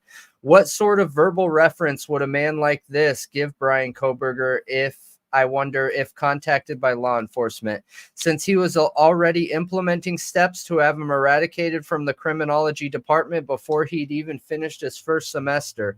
Remind me of what were the litany of the allegations, weren't they? A failure to meet the norms of professional behavior, a verbal altercation with a professor, harsh grading of female students, made female students feel uncomfortable. Just my opinion here, but I would have thought one word from Professor John Snyder could condemn a man already under scrutiny, and the fact he's evading all scrutiny himself is quite astonishing. Interesting. And that's what she commented on? Yes.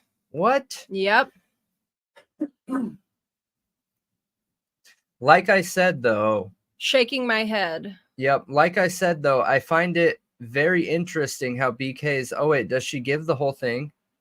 Yeah, I think so.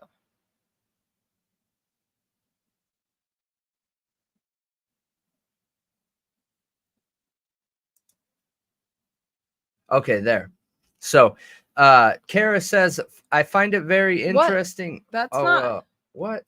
That's not it. Well, it doesn't open, so I don't know.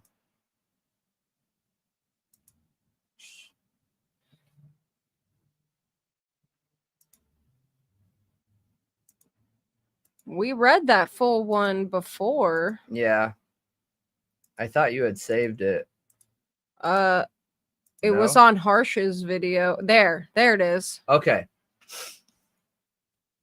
Like I said, though, I find it very interesting how BK's professor or anyone who hung out with and spoke to my daughter and her friends that night have not said hardly a peep, not even something like, hey, yeah, I was at the bar and saw Kaylee and Maddie, spoke with them, nothing. Or, hey, yeah, Ethan and Xana were at Sigma Chi party. Ethan got into a bit of a scuffle with Loach, but Xana broke it up. No big deal, nothing. Yeah, I know that happened because she happened to talk to her father that night when they left the party. I'm not saying it had anything to do with anything. That's why I want to know more about it, though. There is a whole lot that could be said and explained, and therefore help answer questions. What if BK did not act alone? What if he was paid by someone to do it? What if he's innocent and someone or someone's did it?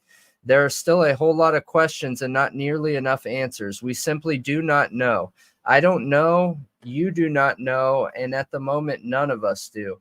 Since when do we just not thoroughly investigate a crime, much less one so horrid as this one? If you cannot see the logic in that, then I'm sorry, and I pray to God nothing like this would happen to your own child. This was my daughter, though. I want no stone left unturned. I'm going to make sure it won't be. I would hope all would be the same. I hope we would all be on the same page. Mm-hmm. I think it's because that one comes second, and the other one this comes one's first. Yeah. Okay. So that was number 2. I think so, but I don't know. Find it interesting as well. In fact, he should have to testify if you ask me, as should every single one of the fraternity members at Sigma Chi while we are at it.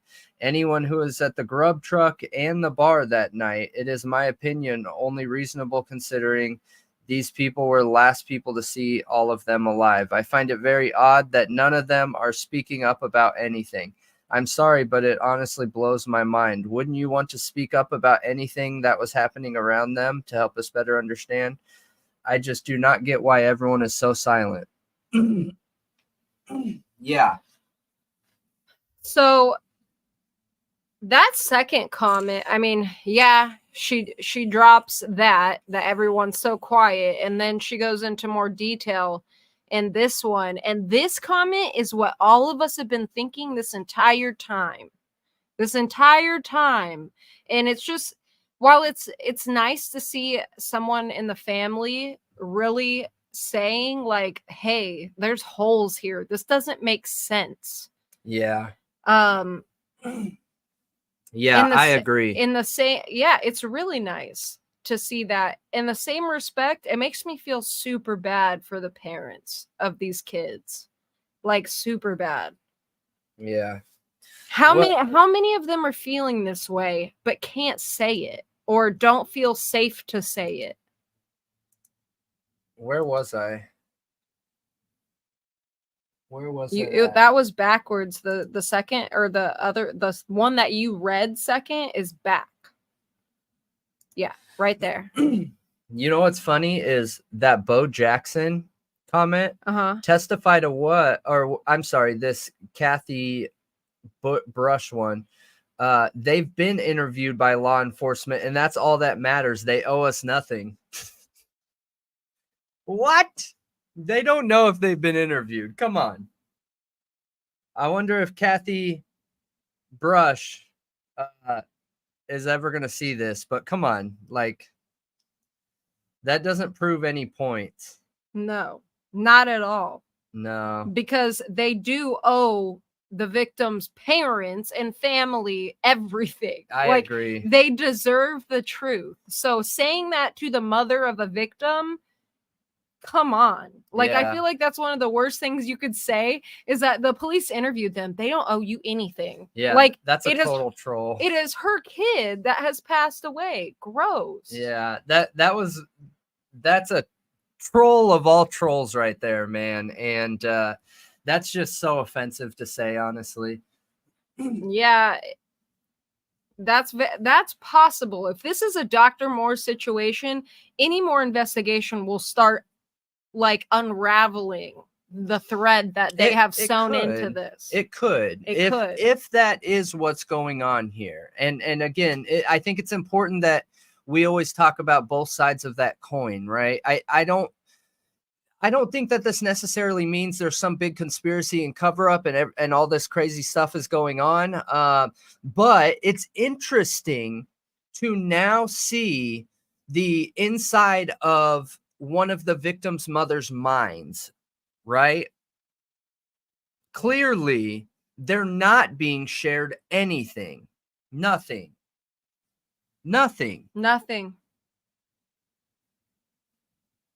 Absolutely nothing. Yeah.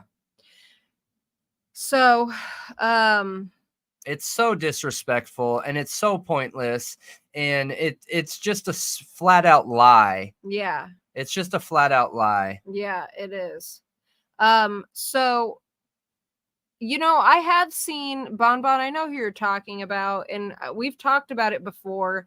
And I think that I'm not sure what I think about fraternity guys that are supposedly speaking to creators and supposedly have been since the beginning of the case.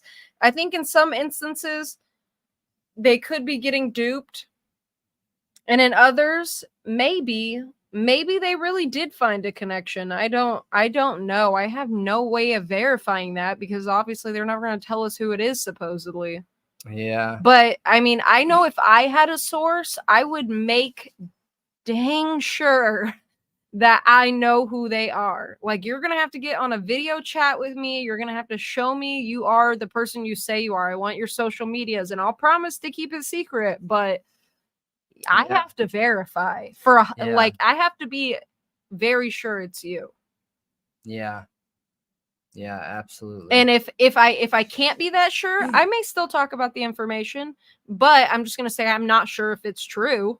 Yeah. I don't know if she's actually more aware of what's going on or if the other parents just aren't talking. You know what I mean? Because we haven't heard anything from any of them.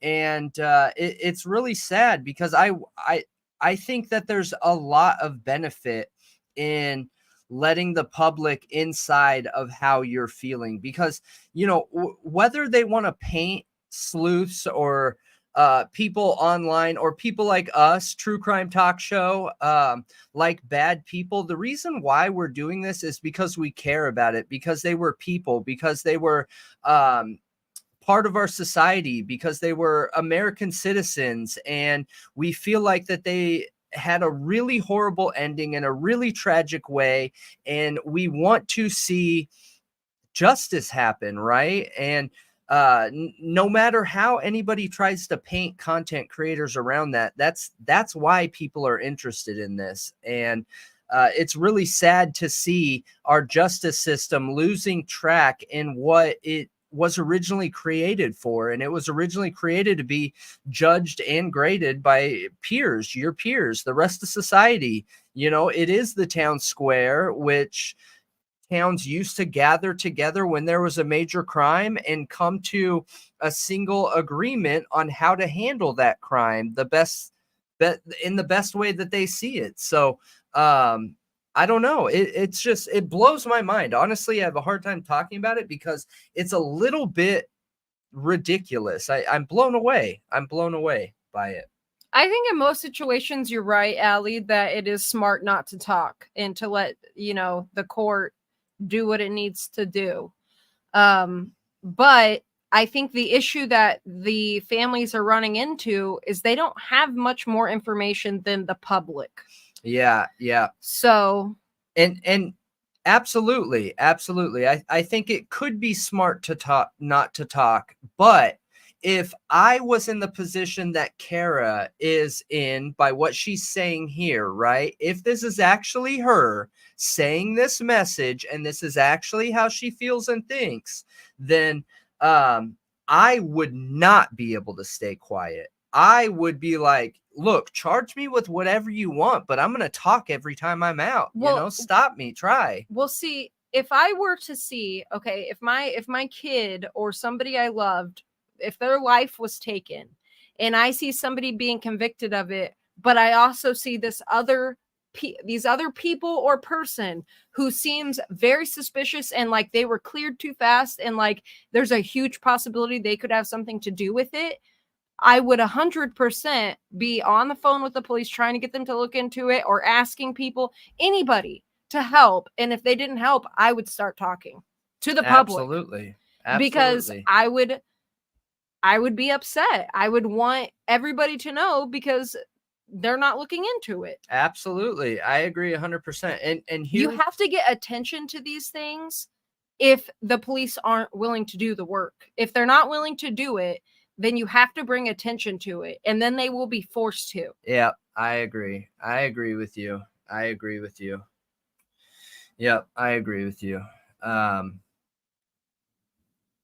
Yeah, it should come out at trial.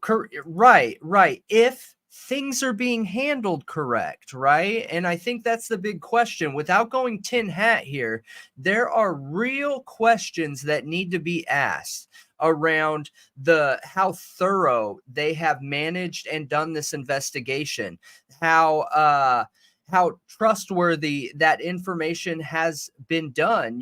I mean, if I'm putting myself into their shoes and I'm looking at this, if they have the same information I have right now, and based off what's being said in this message, it feels like that, then I would not be able to be quiet, unfortunately. And that's just me, I think it would depend on how much faith you have in law enforcement. If you are willing to not say anything, Oh my gosh, Mountain Mama, that's insane. I haven't heard anything about that. The crazies are coming out. One channel had a guest that discussed cannibalism happened to the Idaho 4 and served at the grub truck. Can you imagine being a family member hearing that crap? Yeah, I would be upset. Awful. I'd be upset. Awful. But, there's a way to talk about it. Unless you're just making stuff up, then there's no way to talk about it. Yeah, you guys, as you know, for anybody that's new here, I'm a professional salesman. I have been my whole life. I believe anything can be talked about. There is not a single topic out there that cannot be talked about. It all can be talked about in a respectful way. It's all how you present it, right? If somebody's going to bring up a cannibalism theory, there has got to be evidence for that. Or if you want to talk about it, you need to be like, hey, I want to bring this up because I saw somebody else talk about it. And let me explain where this is coming from, right? So, that is wild. That is absolutely wild. So J Ray's comment here is important too. So real quick, Moscow is in Latah County, Idaho, not Whitman County, Washington. Yes. So Professor Snyder may have a blood relative at MPD, but as for the salary thing, I don't see that as a red flag. Yeah. I think the connection they were trying to make is when you're controlling somebody's pay and you have a relative under you, I guess that could be a conflict of interest a little bit. But what's interesting is the questions I have are, how does one person control their pay? Are we sure that he's not a board member? Yeah, I kind of think that's where she was going. Okay. Maybe. I really would need to hear it again to know for sure. But here's something interesting. Justice for Brian Kohberger, Macy May, posted these. There's that name, Macy May, from the text. No way. From the text that the Gonzalez family posted. Macy May. Did anyone reach out to the Gonzalez family and say that? I don't know. Because they asked for help. They did ask for help. Yep. What? Mm-hmm. Yeah. It's just Jules what I would do. Clock that? Is that why she brought it up? Yep. Okay. I hope she told the Gonzalez family, because, like, dude, whether the Gonzalez family has an opinion or theory that doesn't align with yours or not, These are families that lost somebody. That's serious. And I can't imagine what it's like for them. So even if you think that Bryan Kohberger is innocent, you know in your hearts of hearts that he's innocent, right? I would still hope that if they ask a plea for help from the rest of the true crime community or society, that somebody would reach out and say something. But that's interesting. That is interesting. So could this Macy May person be the one that's reaching out to Blum fraudulently and trying to give information that could make Kohberger seem innocent? Maybe. You know what I mean? Mm-hmm. That's interesting. It is. So Allie Cattail said, how would we ever be privy to all that law enforcement know? How random is it, Joe Public going to judge all the info law enforcement knows with no pro background or knowledge? I mean, we can't ever know, and I don't ever pretend to know everything that they know. No, where my concern is, though, Allie, is I've said this quite a bit. I haven't said it in this one because we didn't plan on going Idaho 4, but I'm not talking about Idaho 4 because I believe Bryan Kohberger is innocent. I'm not talking about it because I believe Bryan Kohberger is guilty.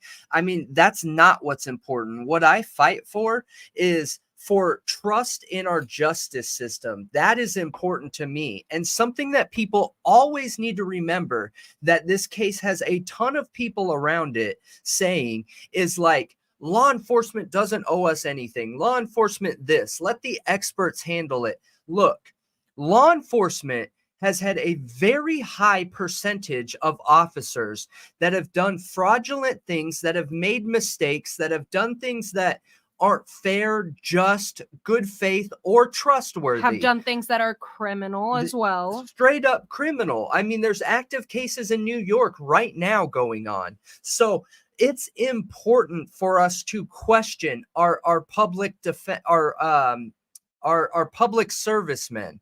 Anybody that's in a public service type position, which law enforcement is because the general public pays their bills, it's our right to question that. And I think it's important to ask that we know that our police officers are being just. They are being fair. They are being thorough. They are being good faith. I don't think that's unfair to ask that. I'm a believer that everything should be transparent. Cops should always wear body cam 100% of the time, never be turned off ever, as long as they're clocked in. If you got to go pee or something, turn off the camera portion and leave the audio on. I mean, I don't know, but there needs to be further accountability around it. Otherwise, we're going to get the 1970s and 1980s statistics of law enforcement, where nationally over 50% of law enforcement was breaking laws, doing fraudulent things, or acting criminal. And that is absolutely terrifying, especially when we're the ones paying for these defenders of the public. And they're acting as criminals against us, you know? So with the Idaho 4, I want to know that this investigation was done honestly, correctly, and thoroughly. And I think that's a fair thing to ask in any situation. In my opinion, I think it's a fair thing to ask. Police officers, while they might be experts at being police officers, they are humans, and humans are flawed. Yeah. So yeah, there was a lady who was like a forensic psychologist or something, Pebbles, you guys, I saw you talking about it. She did say on News Nation on Ashley Banfield's show that she believed, I think that was the show, that she believed he was like, because he was vegan, essentially, okay, that he had cannibalistic urges. Yeah. I don't think is what Mountain Mama is talking about, because she's talking about, no, I don't it almost think so. sounds like somebody made a YouTube video kind of pinging off that, taking from that, and then acting like there's some kind of proof of something cannibal happening at the crime scene. Yeah. And that's a funny comment that he's innocent of having bushy eyebrows. I highlighted it for a second. That's awesome. So Brendan agreed. Can't stand when people say we are not owed anything. Yeah, they do. We are the public, and system should be transparent. And that's what I agree with. I also agree that it should be transparent.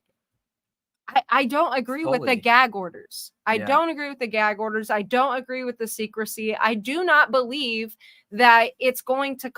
This is what I think. When they slap a gag order on a case, then you have everybody like, what are they hiding? And then everybody's going to dig, everybody's going to speculate. And then that's when we start inhibiting an investigation, because then you don't know what's real anymore. Gag orders should only be for national security, in my opinion. I do not think gag orders should ever be used. Or to prevent people from being doxxed, things like that. Like, I don't think just because you're involved in it. I don't agree. I think that if you're a member of this society and you are a taxpayer and you are expected to be a jury member, that it is your absolute duty to come forward in situations like this. Why?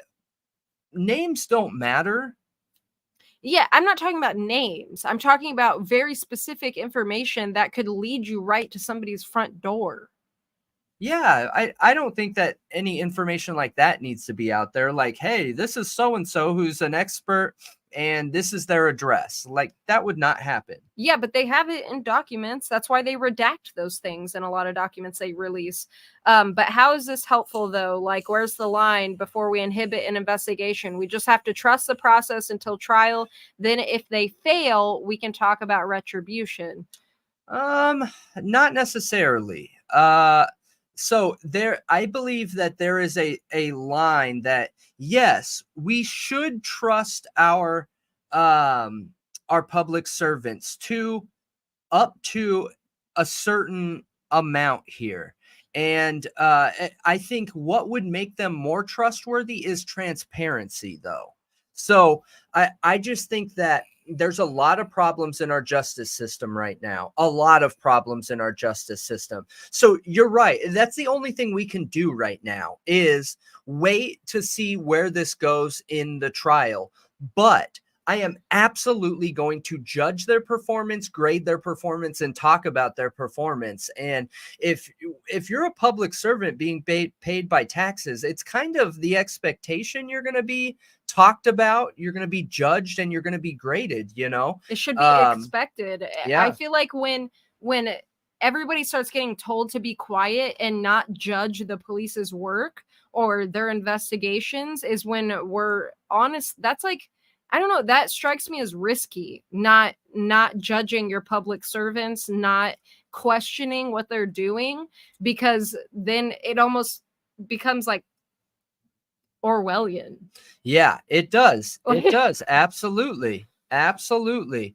I just think that I think we're going through a really weird transition right now. And I've said this before, where our justice system is some of the people in our justice system are evolving, and some of them aren't. Some of them are grasping so tightly onto the 1980s courtroom, right? Where cameras aren't expected. They have to be requested.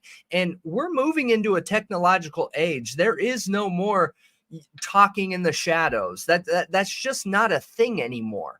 Excuse me. Everything is going to be live and public and recorded, and there is no way back. It's never returning. And I think it's a good thing, because as soon as we started seeing body cam on police officers, we started seeing just how many police officers had problems out there, just how many police officers were taking advantage of their power, just how many police officers were being too aggressive, you know? And I think there needs to be accountability around that. And the only people who are going to hold public servants accountable are the public, unfortunately. And I know police hates it. I get it. Accountability sucks. It sucks for everyone. I don't like being held accountable. Nobody likes being held accountable. But that's just part of the job, in my opinion. If your position is protecting the public, it is your job to be judged by the public. Yeah, and that's a good comment, Pebbles. I've been wanting to bring it up, that they're only as good as their training, and that is incredibly important. So read training. Their training, dude, cops definitely need retrained in a lot of areas. Yeah. We've looked into it a lot before, and there's some major problems there. So Ali said too much transparency in a case can harm the victims and potentially an innocent suspect. I don't know if I agree with that. And, you know, here's where it comes down to it with this case, at least for us, is in the beginning, which you can go back and look at the playlist, look at the very first video, we were leaning towards Kohberger being guilty. We were like, you know, but there's some holes here. Like, there's some weird stuff here that doesn't make sense.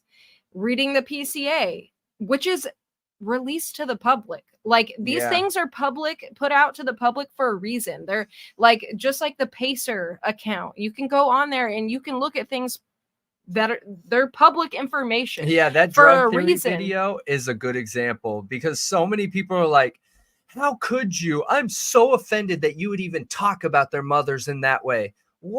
What do you mean? It's all public information. Literally anybody can hop on there and pull everything that we talked about. Yeah, we've never released anything that isn't public information. Not ever. So it's public information for a reason. And that means it's okay for us to look at it and scrutinize it and ask questions. And I think just like everybody else in this case read the PCA and was like, how did you get to Kohberger? Yeah. That was my number one question from the beginning, is how did you get to Kohberger? Yeah. And we still don't 100% know. Not for sure.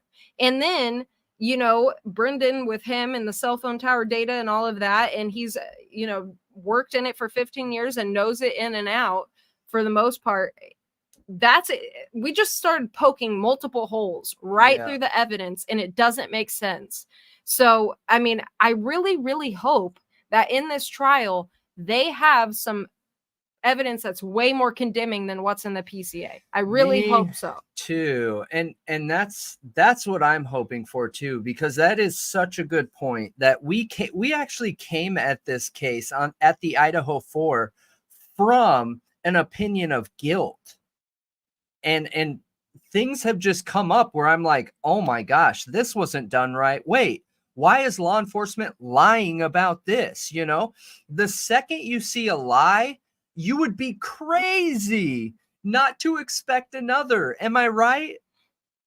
Like, if you see somebody who knows somebody else is lying, the expectation is that you expect them to do it again, you know? Yeah. And the Dr. Moore case is what honestly made me really believe there's a chance that there's corruption here, and that there could possibly be some form of framing, whether it's tunnel vision or more nefarious and intentional. Well, and an important thing too is, like, there's a lot of people who watch our videos that only take the information that the police have released. So there's also a corruption front from there. We have heard multiple times in the court hearings that there is a Brady Giglio on this case, connected to this case.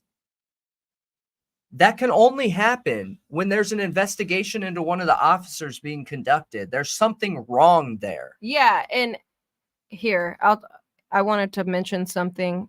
J. Ray, that's interesting. Like, WSPD had the keys to his apartment and subsequently his office. So maybe he is how BK got on the radar, meaning Professor Snyder. Yeah. Because he hated BK. That's a really good point. So here, I want to go down.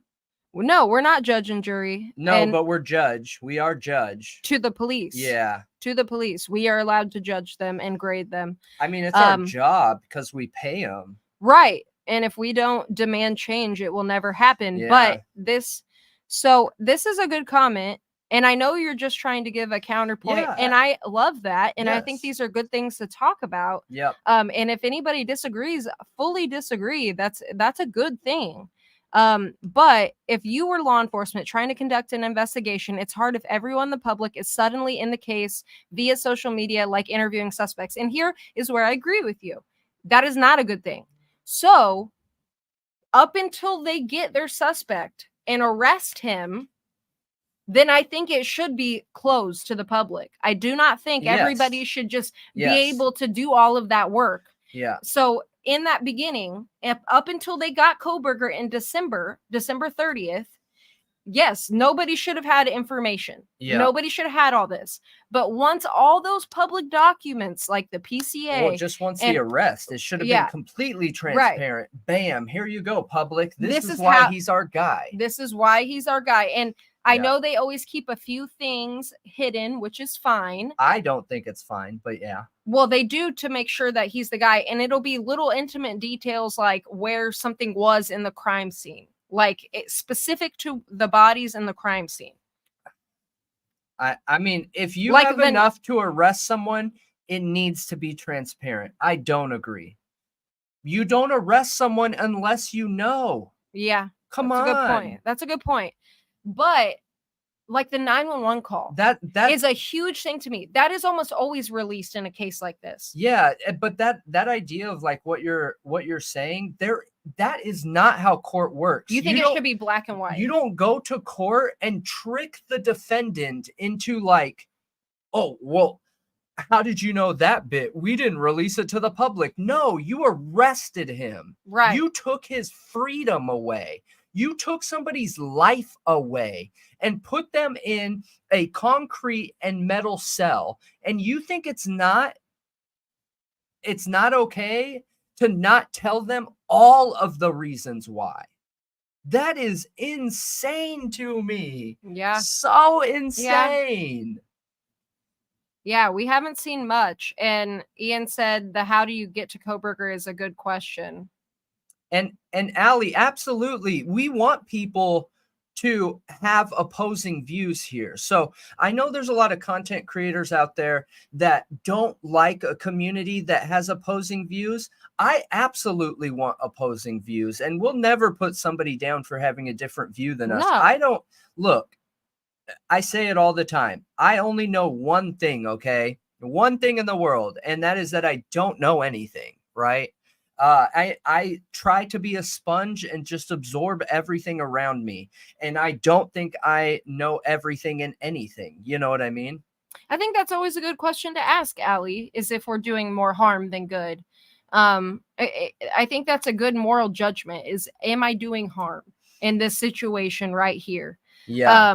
But so far, I think asking questions is not doing harm. No, never. I don't think so. I don't think there's a bad question to ask. And I don't think it is bad to speculate as long as you are fully being transparent that you are speculating. Well, I don't even care about that. I'm not one of those people that's like, I feel like if somebody's talking, it's always speculation, always, because every situation should be handled trust but verify, right? Because we don't, dude, you guys, we've all done the game of telephone where you sit in a circle and then it starts with one thing. And by the time it gets to the end person, it's completely different. And the worst part about it is that is unintentional change. Unintentional. You are supposed to say the same exact thing you heard to the next person, and then the next, and then the next. And there's no way around that. That's just human beings. That is our nature. And then to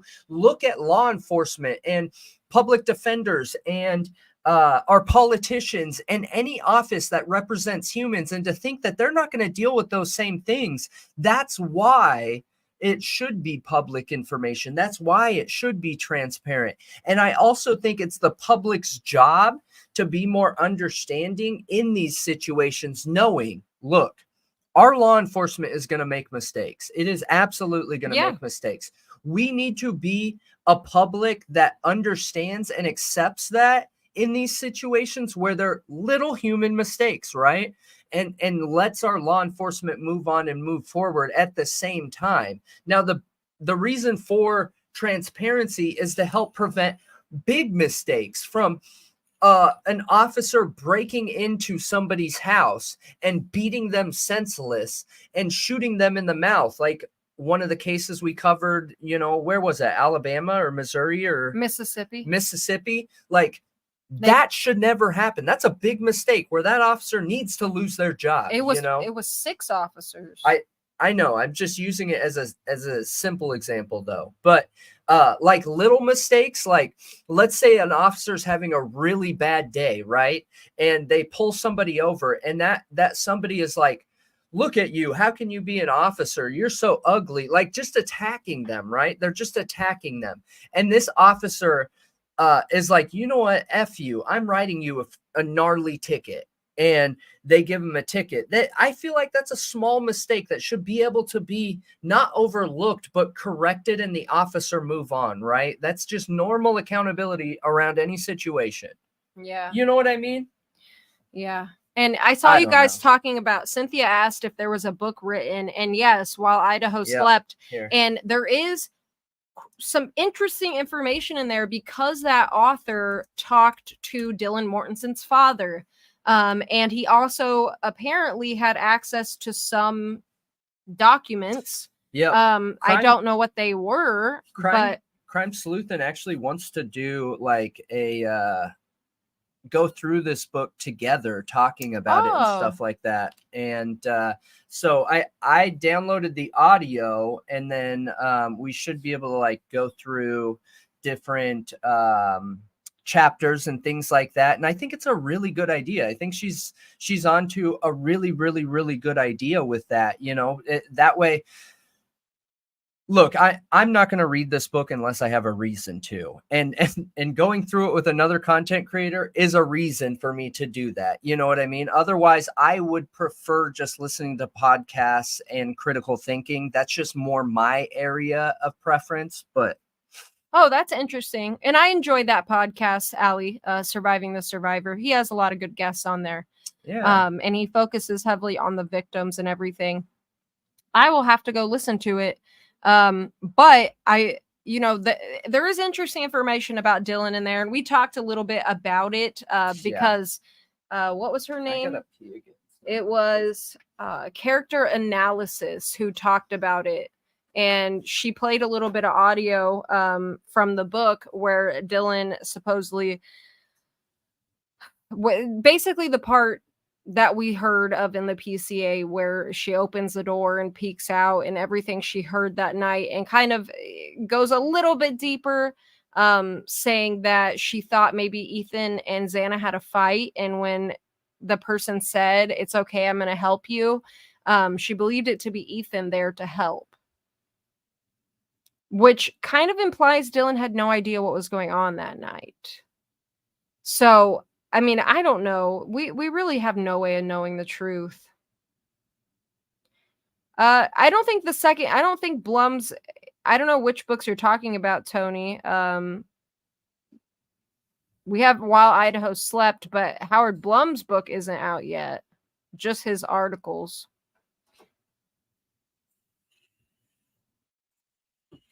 Yeah, it does feel too soon to write a book. Absolutely. My issue with this book is if they talk about Kohberger from a point of guilt here, that is going to be a big problem for me, you guys. Why is the screen so blurry? I don't know. What? Does the video look blurry to you guys? Oh, it's on 144p. What? It could just be my computer being dumb. Yeah, it looks better now that I put it on 1080. Good. Yeah. I just think that I'm worried that there's talk in this about him being guilty. I think that's going to be a problem, at least for me. And I just, man. Yeah, J. Ray. So supposedly Xana spoke to her father at midnight before the murders happened, is what I think she was talking about.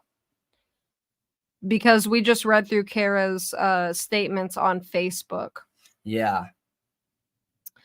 The frat angle, which J. Ray has been pounding for a long time now, I feel like has more weight now that we know a little bit more from her statement that they got into a fight. Yeah, I mean, I didn't know that until that comment. Like, I heard people say that, but like she basically confirmed it. Yeah, I think there's multiple theories out there that were around in the beginning that talk about the fraternity angle more. But I mean, there's a whole bunch. There's like 5 different theories out there that that are from that time frame. So we're going to try covering some of them, some of those theories. Not all of them include the fraternity, but they're interesting. They're interesting all the same. And you know, I think a lot of people end up having a lot of issue with these other theories. The people that believe Kohberger is guilty, specifically like the Reddit community that is the Idaho 4 group, is so Kohberger is guilty. Law enforcement is king. Everything they say is the truth. If you're talking about something that is not said by law enforcement and backed by law enforcement, then it's fake type situation. A lot of people like that aren't willing to look at other theories. However, law enforcement, if they're doing their job, will have a suspect and be continuing the investigation in case that doesn't stick, in case there's more suspects, there ends up being more people, because the ultimate goal is not a conviction. The ultimate goal is getting the right person for the crime that actually did the crime. Yeah. You know, and unfortunately in this situation, there was just too much. There was too much on the line between the college losing $150 million and the town suffering for it. This is a new document. Why does it look so different? What is it? Because it's from the Supreme Court of the state of Idaho. This is a different... Is that Kohberger? I don't think so, actually. I think I'm on the wrong one. Yeah. Oh, it refreshed and it changed. That's why. Yeah. I was like, this looks so weird. Yeah, I think I'm a firm believer that there is no bad questions. There is none. It doesn't exist. It doesn't exist. And I think that a lot of our systems, a lot of our justice systems don't like questions, unfortunately. And the police are definitely one of them. But, you know, when you look at how how Moscow police is doing things versus how our metro police are, like here in Chicago, or Los Angeles or New York, they have transitioned over to being transparent. They have done that, and they have done it successfully. And you have these smaller towns that are just holding on, man. They don't want to go into the technological era, and it could be looked at as being shady. And I get why people would feel like that's shady, but well, we were talking earlier, bad look. And we're like, gosh, think about getting arrested in Idaho. Like, I bet it's rough. Yeah. I bet it's rough. Yeah. Especially with the way, I feel like the way their justice system is run is like when I was a teenager and got arrested, like the couple times I did, the way it was handled in like a little podunk town in the South. Yeah. Like 15 years ago is how their justice system is handled today. I know. It feels super not okay. Yeah. It doesn't feel like it's with the times. Like the way they have the 3-strike rule on drugs. Yeah. Drugs. Like, when are we going to learn that users of drugs, addicts, it's a mental health issue. They deserve help. They do not. I get their crimes need to be held accountable for crimes.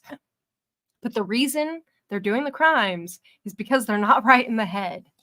Absolutely. They need help. And then once they get that help, most of the time, they're not going to continue to be a criminal. Absolutely. Absolutely. I would love to see the statistics, like on the turnaround with that. Like addicts who get help from the justice system after committing a crime, I mean, that we've go on looked to at live a them. better life. Isn't it Portugal? Yeah, It's Portugal, but it took them a long time to get there. It took a really long time. It did. And it's a different country. So Yeah. I'd be curious if we have a state in the United States that handles that better, what their turnaround is on that. So the only thing that sucks is how we're doing it state by state. How we have states that have decriminalized almost every drug out there. So because of that, we have people that go to those states and then go to a bordering state like Moscow, where people literally, okay, so if a student wanted money, they would drive to Washington, go buy dope where it's decriminalized, or they have the green stores, the pot stores, bring it back to Idaho and sell it for double what they paid for it. You know what I mean? Yeah. If we make a change on that policy, it needs to be nationally. Otherwise, it's not going to work. And one thing to note about Portugal was their crime rate increased at first around dope, addicts, and robberies and things of that nature. But it was just a minor spike. It increased for a few years and then significantly decreased to the point where they are the leading country for the lowest crime rates, for the lowest offenders, for the lowest amount of addicts, for the most drug-related healthy people around that. Yeah. That's interesting. That is interesting because it takes the stigma out of it. It takes the power out of it. It takes, these new generations that are coming up. It's no matter like, hey, you want to be naughty? You want to do something bad? Let's, sniff this, smoke that, do that. Like, it takes all that power out of it. It's gone, Yeah. Yep, it definitely is. And yeah, Allie, that's a point, that the black market crimes, drugs, like it can bring money to the system for sure. It went around like a long time that the quota of pulling people over and writing speeding tickets and stuff was a myth. That is not a myth. There are things out there that prove it. Yeah. They definitely use writing people citations, arrests, all that stuff to make money. For sure they do. Yeah. So it's a point. Yeah. We tried doing politics, Allie Cattails. We like true crime. We like it. And we've blown up huge. In 2 months, we've gotten all of our subs in 2 months. And we have connections at Google. So like we've dealt with people trying to hold us back. We've dealt with people trying to flag our accounts and everything. But all I got to do is pick up the phone and I can have that removed. So except for if it's on ads, that's the only department that's a completely standalone department. And it can't happen, but advertisements. Yeah. But it's okay because we have 2 ad accounts now because that just happened. But I think we're doing super good around true crime and our community's killing it. Oh, the quota is not a myth.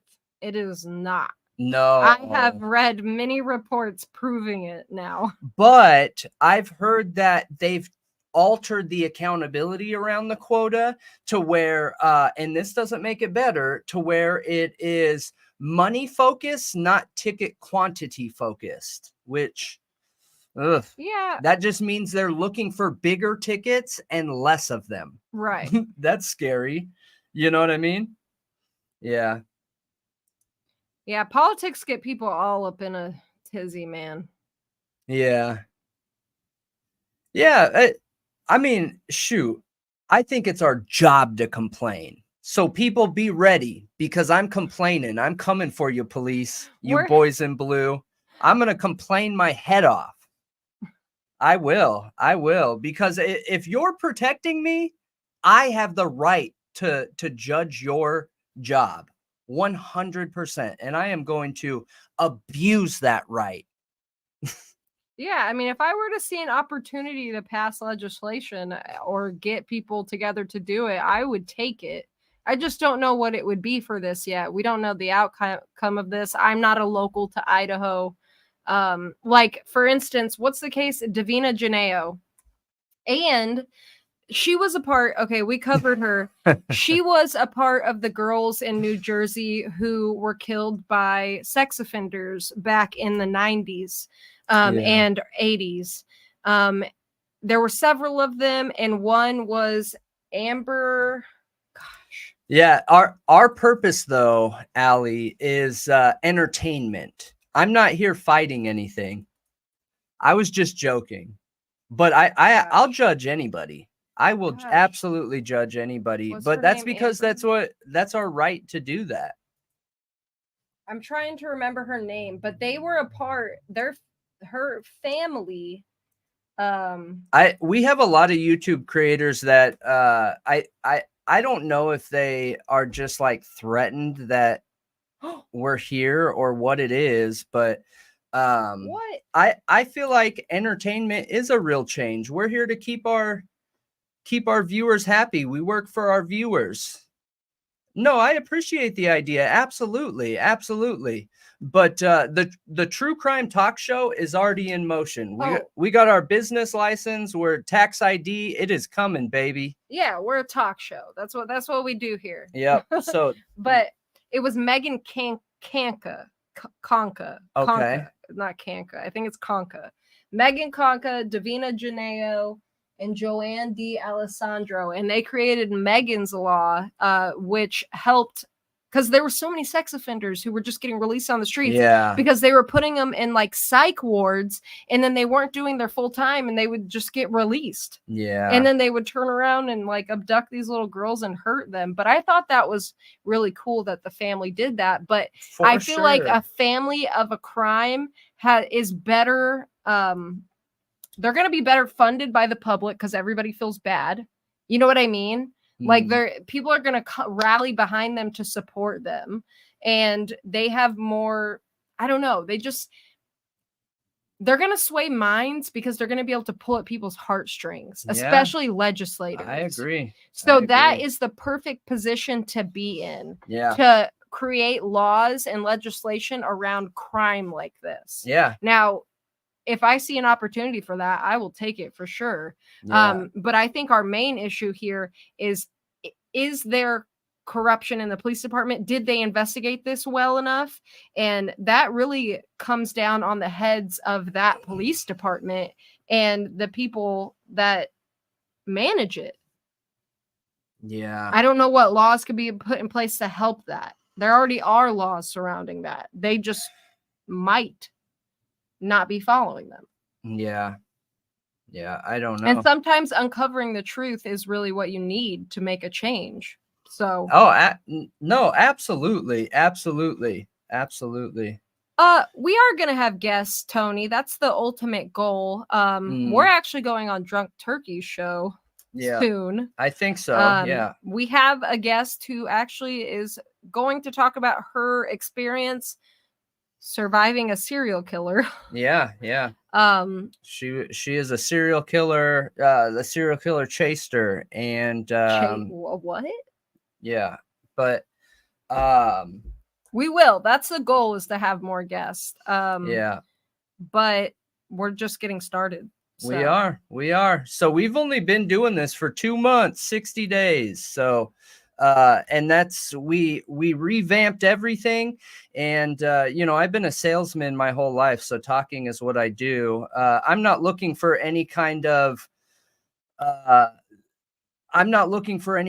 personal driving thing. I'm here and I work for the viewers, right? And we've been killing it. So we're gonna stay on this because all of our viewers want it and all of our viewers like it. And I know that there's a lot of pettiness in YouTube, but we're above that, man. We aren't. we already know multiple channels that have came sideways and tried to flag our content and things like that. And I'm not going to call them out because we aren't going to handle things like that. We're here to work for our viewers and our members and our subscribers, and we work for you. So, you know, I'm happy with where the channel's going, and we aren't going to put our energy or powers into anything else. I mean, you can call it what you want, but we're doing good things here. So.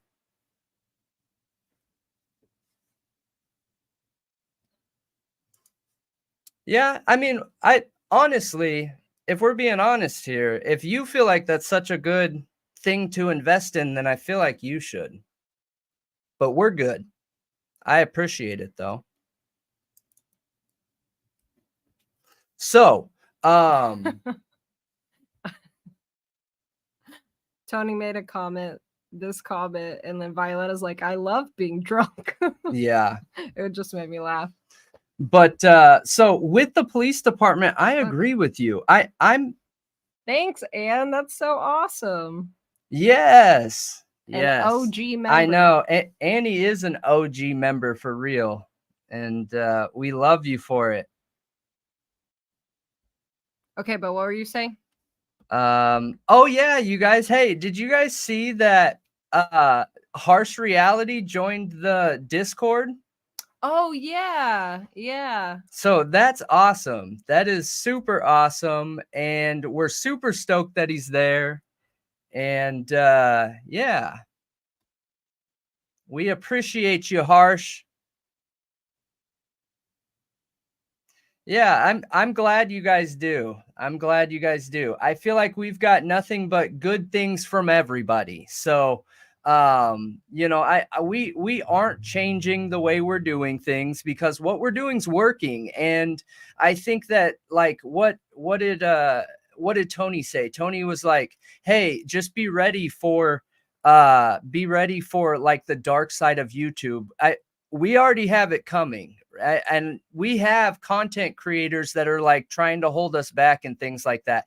You know what that tells me? What we're doing is working. And luckily, I have been a salesman my whole life and have worked directly with Google for the last 10 years. So, you know, there's not much they can do that a phone call can't fix. And, you know, I wish it wasn't like that. I really do, because I don't think anybody should have to deal with that. But, you know, I'm going to use it where I can. And I just don't fix something that's not broken. So, yeah. Harsh is starting lives. Oh, yes, he is starting lives, which is really cool, man. Really cool. Yeah. And we want to uplift all creators, everybody. You guys know this. You guys have been here during the start, most of you, you know, for the last few months. And we've spotlighted Harsh. And actually I need to upload those as separate videos, but we've spotlighted Harsh. We did TNT. We did Drip Drop this week. I just asked and talked to Crime Sleuthin to see if she wanted to be next week. So we're getting a good mix of men creators, women creators, and our show's everywhere. It's honestly we're too far invested to change it anyways, even if we wanted to. Here we're already getting tens of thousands of views on the podcast platforms. So we are on Spotify, we are on Apple. Here, I'll show you guys what we're all on. Tony said the dark side are a cabal, money grabbing people with no integrity. Yeah. Very evil. No, I know, Tony. And you know, to be completely honest, I would sell my soul to him. Totally kidding. No, but that is the truth. We have already that I would sell my soul. Yeah, exactly. No, it's not. It's not. It is the truth that we have already had issues with other creators trying to hold us back and mass report and do things like that. Even one report can bring down a video in the algorithm, and they very well know that because they are creators themselves. Yep. So, you know, I see it as people seeing something that has potential and not wanting it to go anywhere, but I don't understand the point of that. Yeah, there is no point. There is no point to it. And listen, there's no room in this world for an eye anymore. We just want to support everybody. So even though we know the content creators that have done it, I'm not going to do it back to anyone. I'm not going to report anyone. I'm going to treat everyone like I want to be treated, because karma's real and it absolutely comes back to you. And, you know, I just, there's no room for that. And I think that content creators do get jealous, but what's a good thing to remind yourself of is quarterly, you guys, quarterly. So every 3 months, there are hundreds of billions of views, hundreds of billions of views. Exactly. There's room for everybody. I am not going to stress every day about other content creators. That I just don't have room in that for my life. I want a healthy heart, you guys. I want my heart to not give out when I'm 40. You know what I mean? Yeah. And well, I mean, I'll be 29 forever, but I want my heart to not give out when I'm 40. Yeah, and we definitely, I think we both have strong moral standards and ethics, but I don't think that everybody in the true crime community is on the same playing field, if you know what I mean. Like, there's just a lot of people like Murder Sheet Podcasts who do this moral grandstanding, and I do not like it. I don't think it's okay. I think that I get to decide what I think is okay and what is not okay for me to talk about or me to do. And nobody else should tell me, especially someone who's essentially a colleague and is just another regular person who started a podcast about this case, is allowed to say, you aren't allowed to talk about this. This isn't okay to talk about. I know. I don't agree with that. Yeah. The drama's exhausting. There's no place for it. No. And everybody's going to be a little bit on, you know, a little bit different on the scale. Yep. And there are certain things like that we have learned about these cases that we haven't talked about because they're not beneficial. Yeah. And well, they could just only hurt people. Yeah. And it's not pertinent to the case. It's personal details that nobody should know. Yeah. And also our rule with those details too is that if we bring something up, there has to be a piece of evidence that's concrete, right? Because we're all about theory. We'll talk theory all day long, especially on the True Crime Talk Show on this one here. But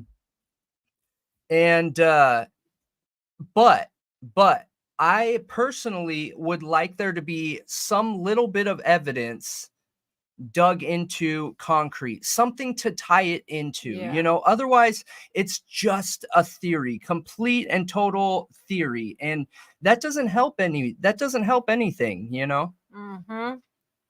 Yeah, I agree, Allie. Thank you guys. We appreciate that. Pebble said, I see how y'all handle some of these crazy comments. It's very impressive.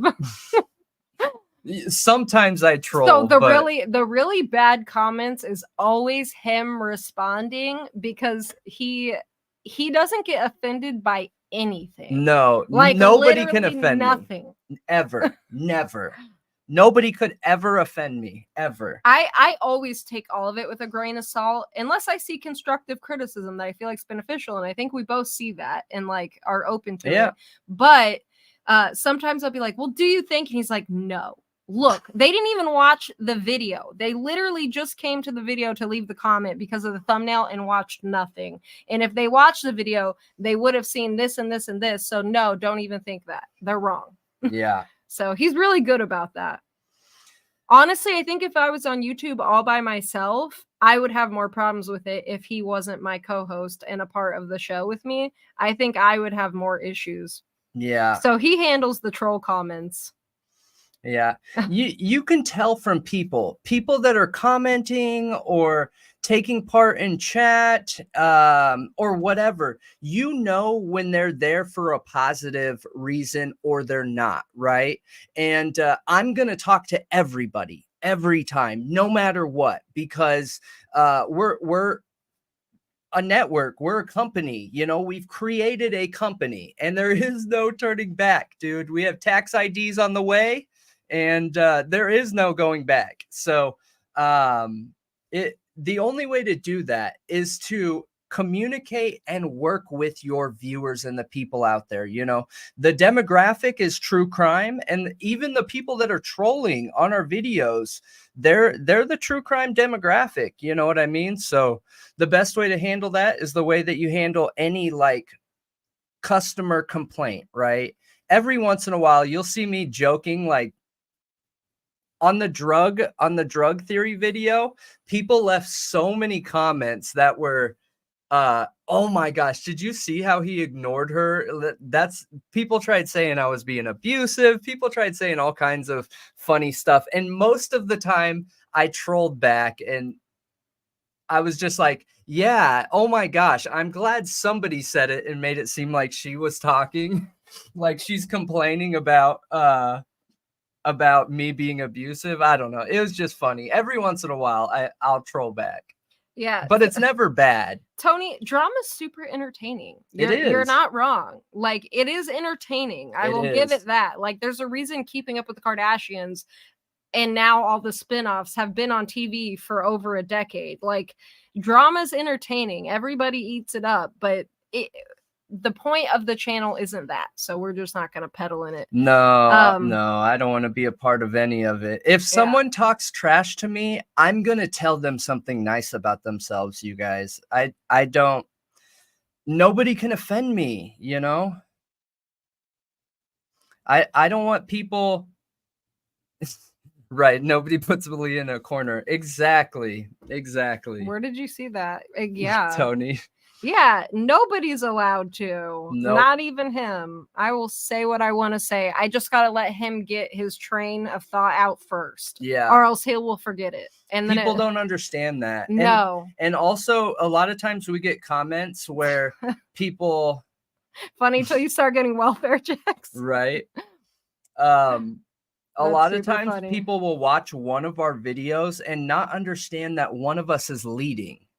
Right. So for each topic, which if anybody's listening who doesn't know the setup, is we keep the other person in the dark for our topics so that they're learning along with the viewer, can ask questions that a viewer would have. Most of the time, the other person doesn't know much of what's going on, and it gives genuine reaction too. So you have one person who's basically, you know, coming from the research side of it, and one person who's reacting to the info that's being brought. And some people like will leave comments like, oh, that girl is so lost. She doesn't know what's going on. I know. Like an old grandma sitting there like, what's happening? Like, I think there's a meme like that or something. Yeah. But yeah. But some people don't get it. It's 3 topics, and each podcast are him, 3 are me. So we cover 6. And then we have breaking news that's going on. And both of us have not researched each of those subjects. Only one has. Yeah, sometimes I do look lost. So that's my thinking. That's my thinking look. What? Yeah. It sometimes I'll sit there, even when I'm in a sales pitch with somebody, and I'll be thinking of something, and I have such an imagination, you guys, that it's funny because Malia says that she can't see anything in her head, like doesn't get visual image, and mine, I could create a mansion in my head that's walkable, 3D, movable, and you know, I can sit there and do whatever I need to. So I think sometimes it allows me to check out from conversations, or if I'm thinking about something she's brought up intently, then I'll look like I'm not there present in the conversation. Yeah, he definitely thinks deeply about everything I say. I definitely know he's listening always, which I've gotten mad at him before when it looks like he's not paying attention, and he can repeat everything I've said to him back to me. So I know it's his ADHD too. It looks like he's not listening because he's doing something else a lot of times, but he definitely is. Yeah, which is weird to me because I can't do anything. Like, that's why you'll see him be like, pay attention. And like, he'll be talking and I'll be looking at comments or something and I'll have no idea what he said. Yeah. I can't do that. But yeah, I have aphantasia, which is like a condition where you can't see things in your head. Like, when I was a kid, I remember at school, they did some exercise where they told everybody to imagine an apple. Oh, that's so funny. There's an apple in that girl's head. They told us to imagine all the little details on an apple, like the shiny skin, the roughness of like the stem, the color, all of that. And I was sitting there like, and I'd peek around because they made us close our eyes and looking around like, is everybody seeing this? Like, okay, I guess nobody else sees things in their heads. Why can't I do this? Like, just questioning it. And then as I got older, like my whole life, I thought nobody can see things in their head that way. I thought it was normal. You know what I mean? Mm-hmm.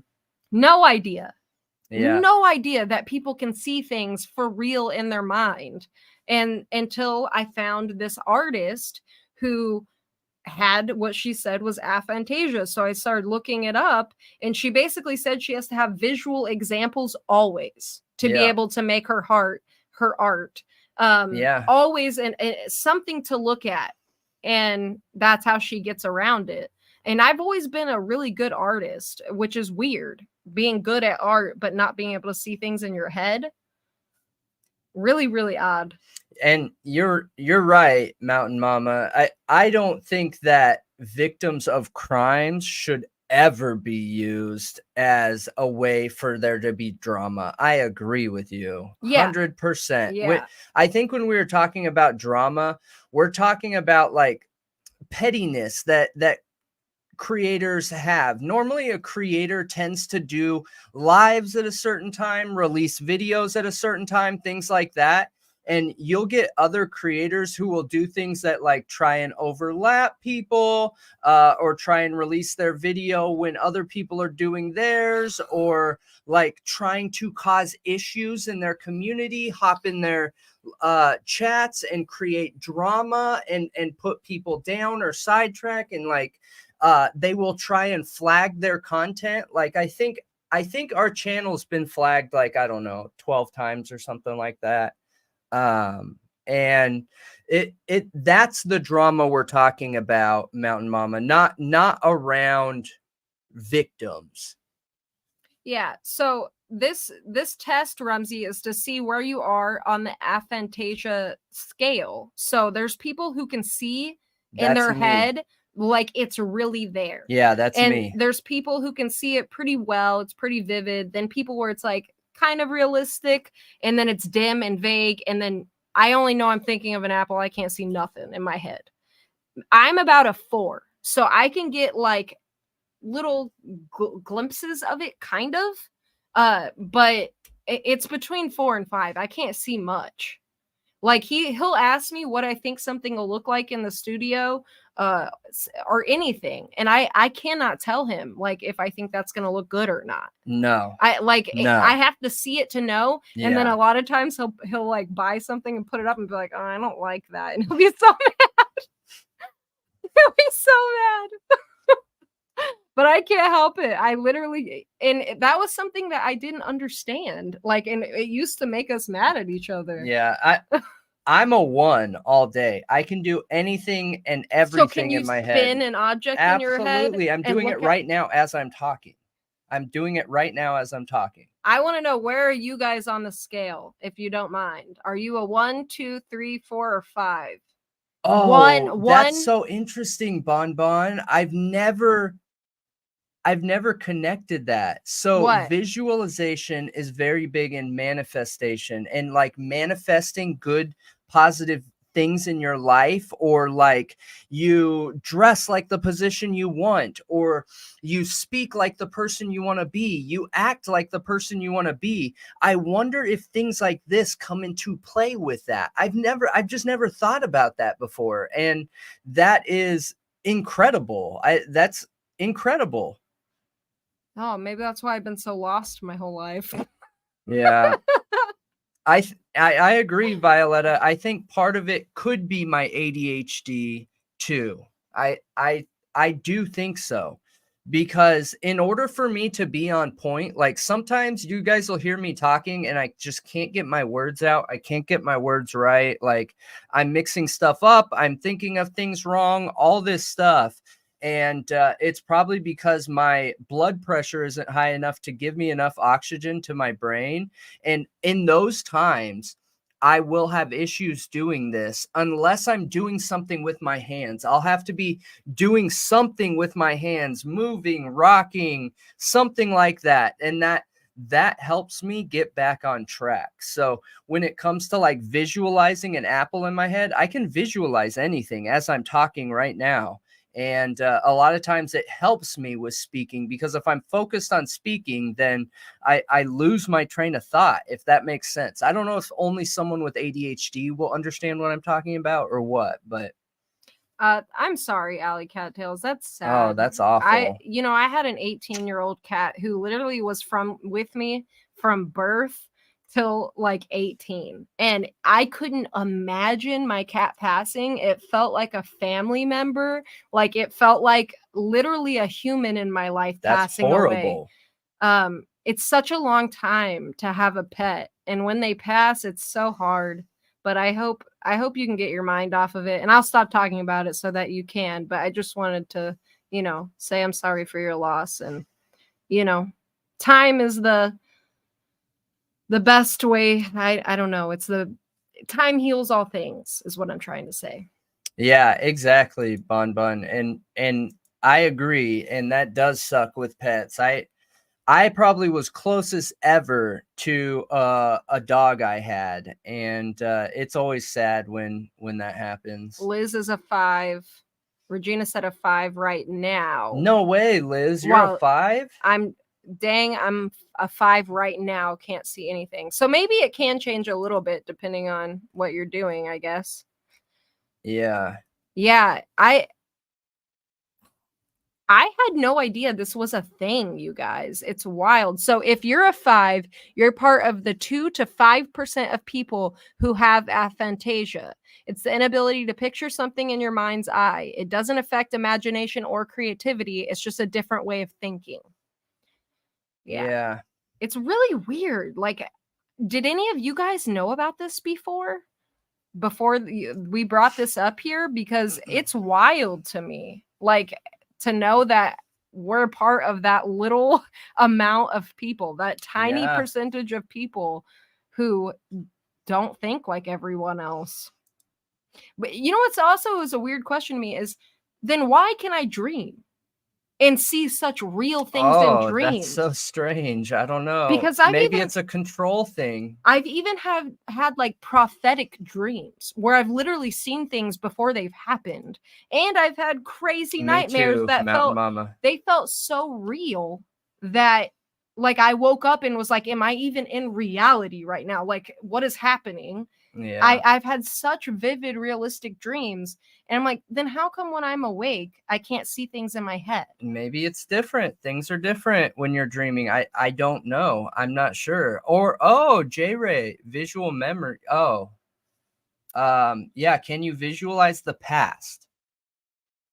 I have one very kind of better than I can visualize someone just saying, look at an apple. See, I'm flip-flopped. I cannot barely visualize the past. Okay, so I have a very vivid memory of being a baby, which is also super weird, you guys. I can remember things from literally being a baby. It doesn't make any sense to me.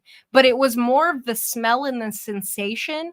But I remember looking at somebody's shirt like I was on their shoulder, and they were patting me on the back, and I remember the smell of them, and I remember just being so like it hurting. Me too. That they were like patting me on the back. Really? Yeah. And I don't know how old I was there because it's like literally my very first memory ever in my head. And then the next memory I have that's pretty vivid is being on the back of my dad's bike. You know how they have the little baby seat on the back of the bike? And we were riding on the beach in San Diego. And I remember like the sunset and the beach. Oh, okay. And they're very vivid. Like I can still see them, not as good as what you can see in your head by any means. You're right, Bon, because I have a lot of trauma from my past. So I actually had whole portions of my past blocked out that I didn't remember until late 20s. Yes, I can remember what people look like, but I more think. It's more of a thought than it is an image. So I can see little flashes, kind of. Like, I don't know how to explain it, but it's more of, I can describe how somebody looks in my own head. It's more of a description than it is actually seeing it. I wish I had a photographic memory. I do. I feel like that is not a curse. You should be thankful that you are not me.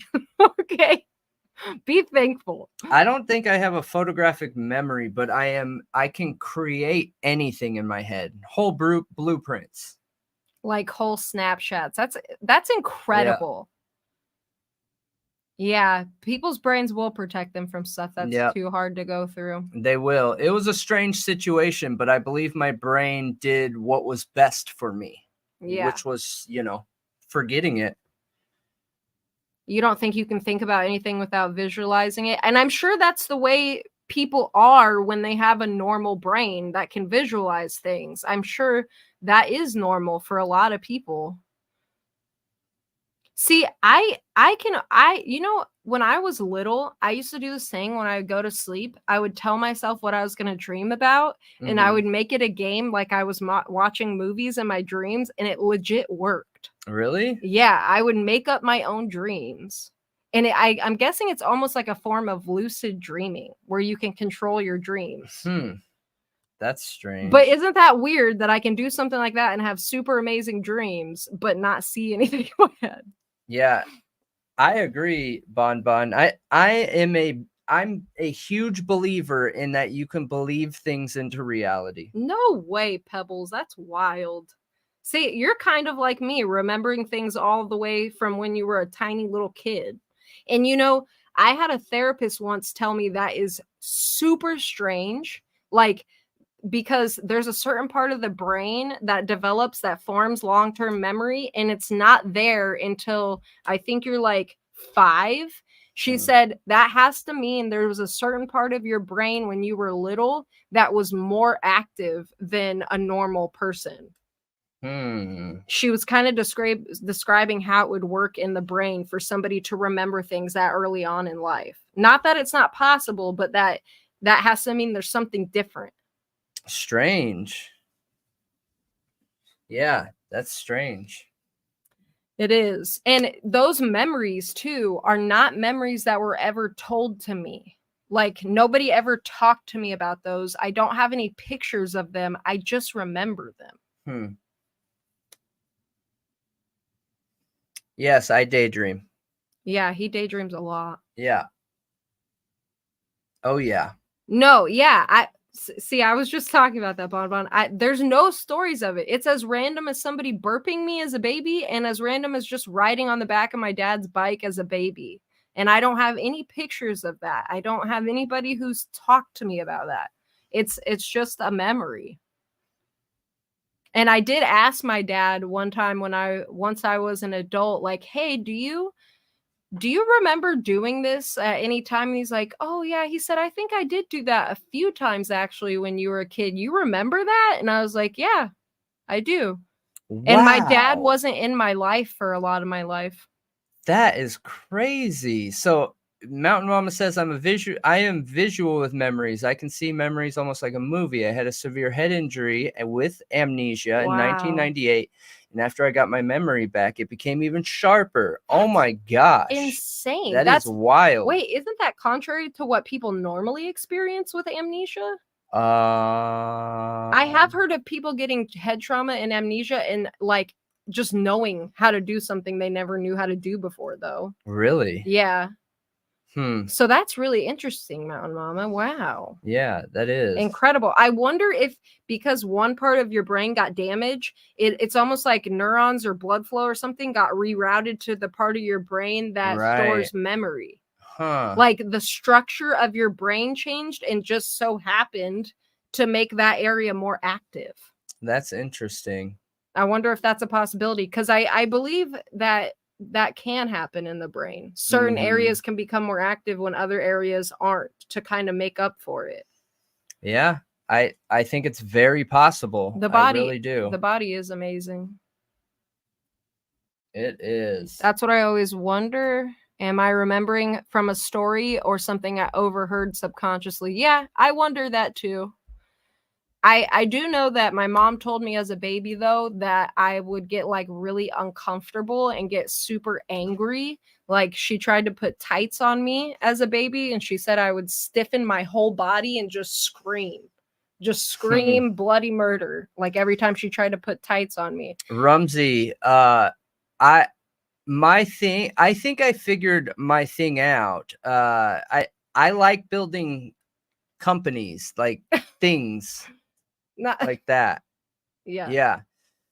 Which is essentially inventing, right? And that's what this is I have a ton of experience around demographics, marketing, and business management. And I think that's why we're coming at this channel different than every other true crime channel has in the beginning. So that, it's just different. Not that it's better, not that it has anything to do with anything, but I know the exact steps how to do it, and we are taking those steps and getting the names, taking the spots, like the True Crime Talk Show. Got that name all set up, and yeah. Have you heard of generational trauma? Yes. Yeah. And I think it's very, very real. I think it's real too. And yes, brain mapping is I so badly want to go get a brain scan. So badly. Have you seen how advanced those are now? It's incredible. Yeah. But auditory memory is really sharp. That's interesting. That is interesting. Wow. He said Ian said his visual memory isn't that great, but auditory is really good. Wow. That's super cool. Yeah. And yeah, there is a huge percentage of our brain that doesn't do much. Entrepreneurship. Yep. That's what it's called. Yeah. Well, see, I think that's because I was really sensitive to things like that. Like I didn't like to be uncomfortable. I was that way my whole life as a kid. Is like I wouldn't wear certain fabrics because they just annoyed me. Yeah. So I think maybe that had to do with the burping. Like maybe I was just so annoyed by it that it triggered a memory. I don't know. It was making me so mad as a baby. It triggered my part of my brain that stores long-term memory. That's funny. It's that frustrating. Yeah. Whoa, you can only remember from what you heard? That is weird. I don't know if I've ever came across that before. Me either. It's really weird how our brains work. Yeah. Oh, I always have cold hands, Bonbon. I used to have hot hands as a kid. And then as I got older, I got thyroid issues and my hands got really cold, and they're always cold.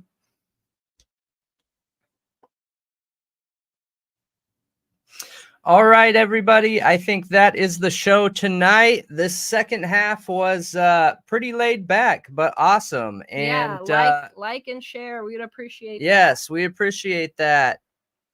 And next time we will be more organized and keep it together on point and stay on topic. But this was good. No, it was a good chat. Yeah, it was a good chat. I liked having all the conversation, and I love when people bring opposing opinions. I think it's phenomenal. And so keep those opposing opinions coming and suggestions coming, you guys. and we will keep talking about them. That's interesting, Pebbles. But yeah, we will. I like having random conversations at the end too, Bon Bon. We're so glad that you found us too, Mountain Mama. And if you have any input or suggestions, of course, feel free to leave comments, you guys. And yeah, we appreciate all of you. Badfish Bear said, keep it organic, not organized. Yeah. Yeah, it was fun. It was a good one. The only organization that we're trying is just topics, so that we're not jumping into like Gilgo and then Idaho and then, you know what I mean? More Gilgo. Yeah. Like keep it to this topic, yeah. then keep it to this topic. Yeah. Yeah. Otherwise it will be organic. We commit 100%. All of our content is unscripted. And that's something that most channels out there don't have the ability to do. Is there's not a lot of channels out there that are doing 2 co-hosts, and we are going to transition into an actual show setup. So yeah, and we didn't think you meant any harm, and it was an interesting discussion. No. I meant it when I said I'm glad that you were bringing that up. Yeah. And I think it's a good discussion to have for sure. Yeah. So thank you for that input tonight and bringing an opposing view and discussing it with us. Like, I think that says a lot about you and your character to be able to continue having that discussion. Because a lot of people who come in with opposing views can't. No, yeah, they can't. Yeah. They end up attacking us when we don't buy in, you know? Yeah. And I think we do agree on some points and others we don't. And that's totally fine. I mean, that's life. Yeah, it is. You know, that's life. Yeah. So see you tomorrow, Anne. Hope you're doing well. Yes, I hope you're doing good too. And good night, all of you. We appreciate all of you. Yeah. This is the True Crime Talk Show, brought to you by Thought Riot Podcast. And what's tomorrow? What are we doing tomorrow? What? Is tomorrow Gilgo? I think so. Okay.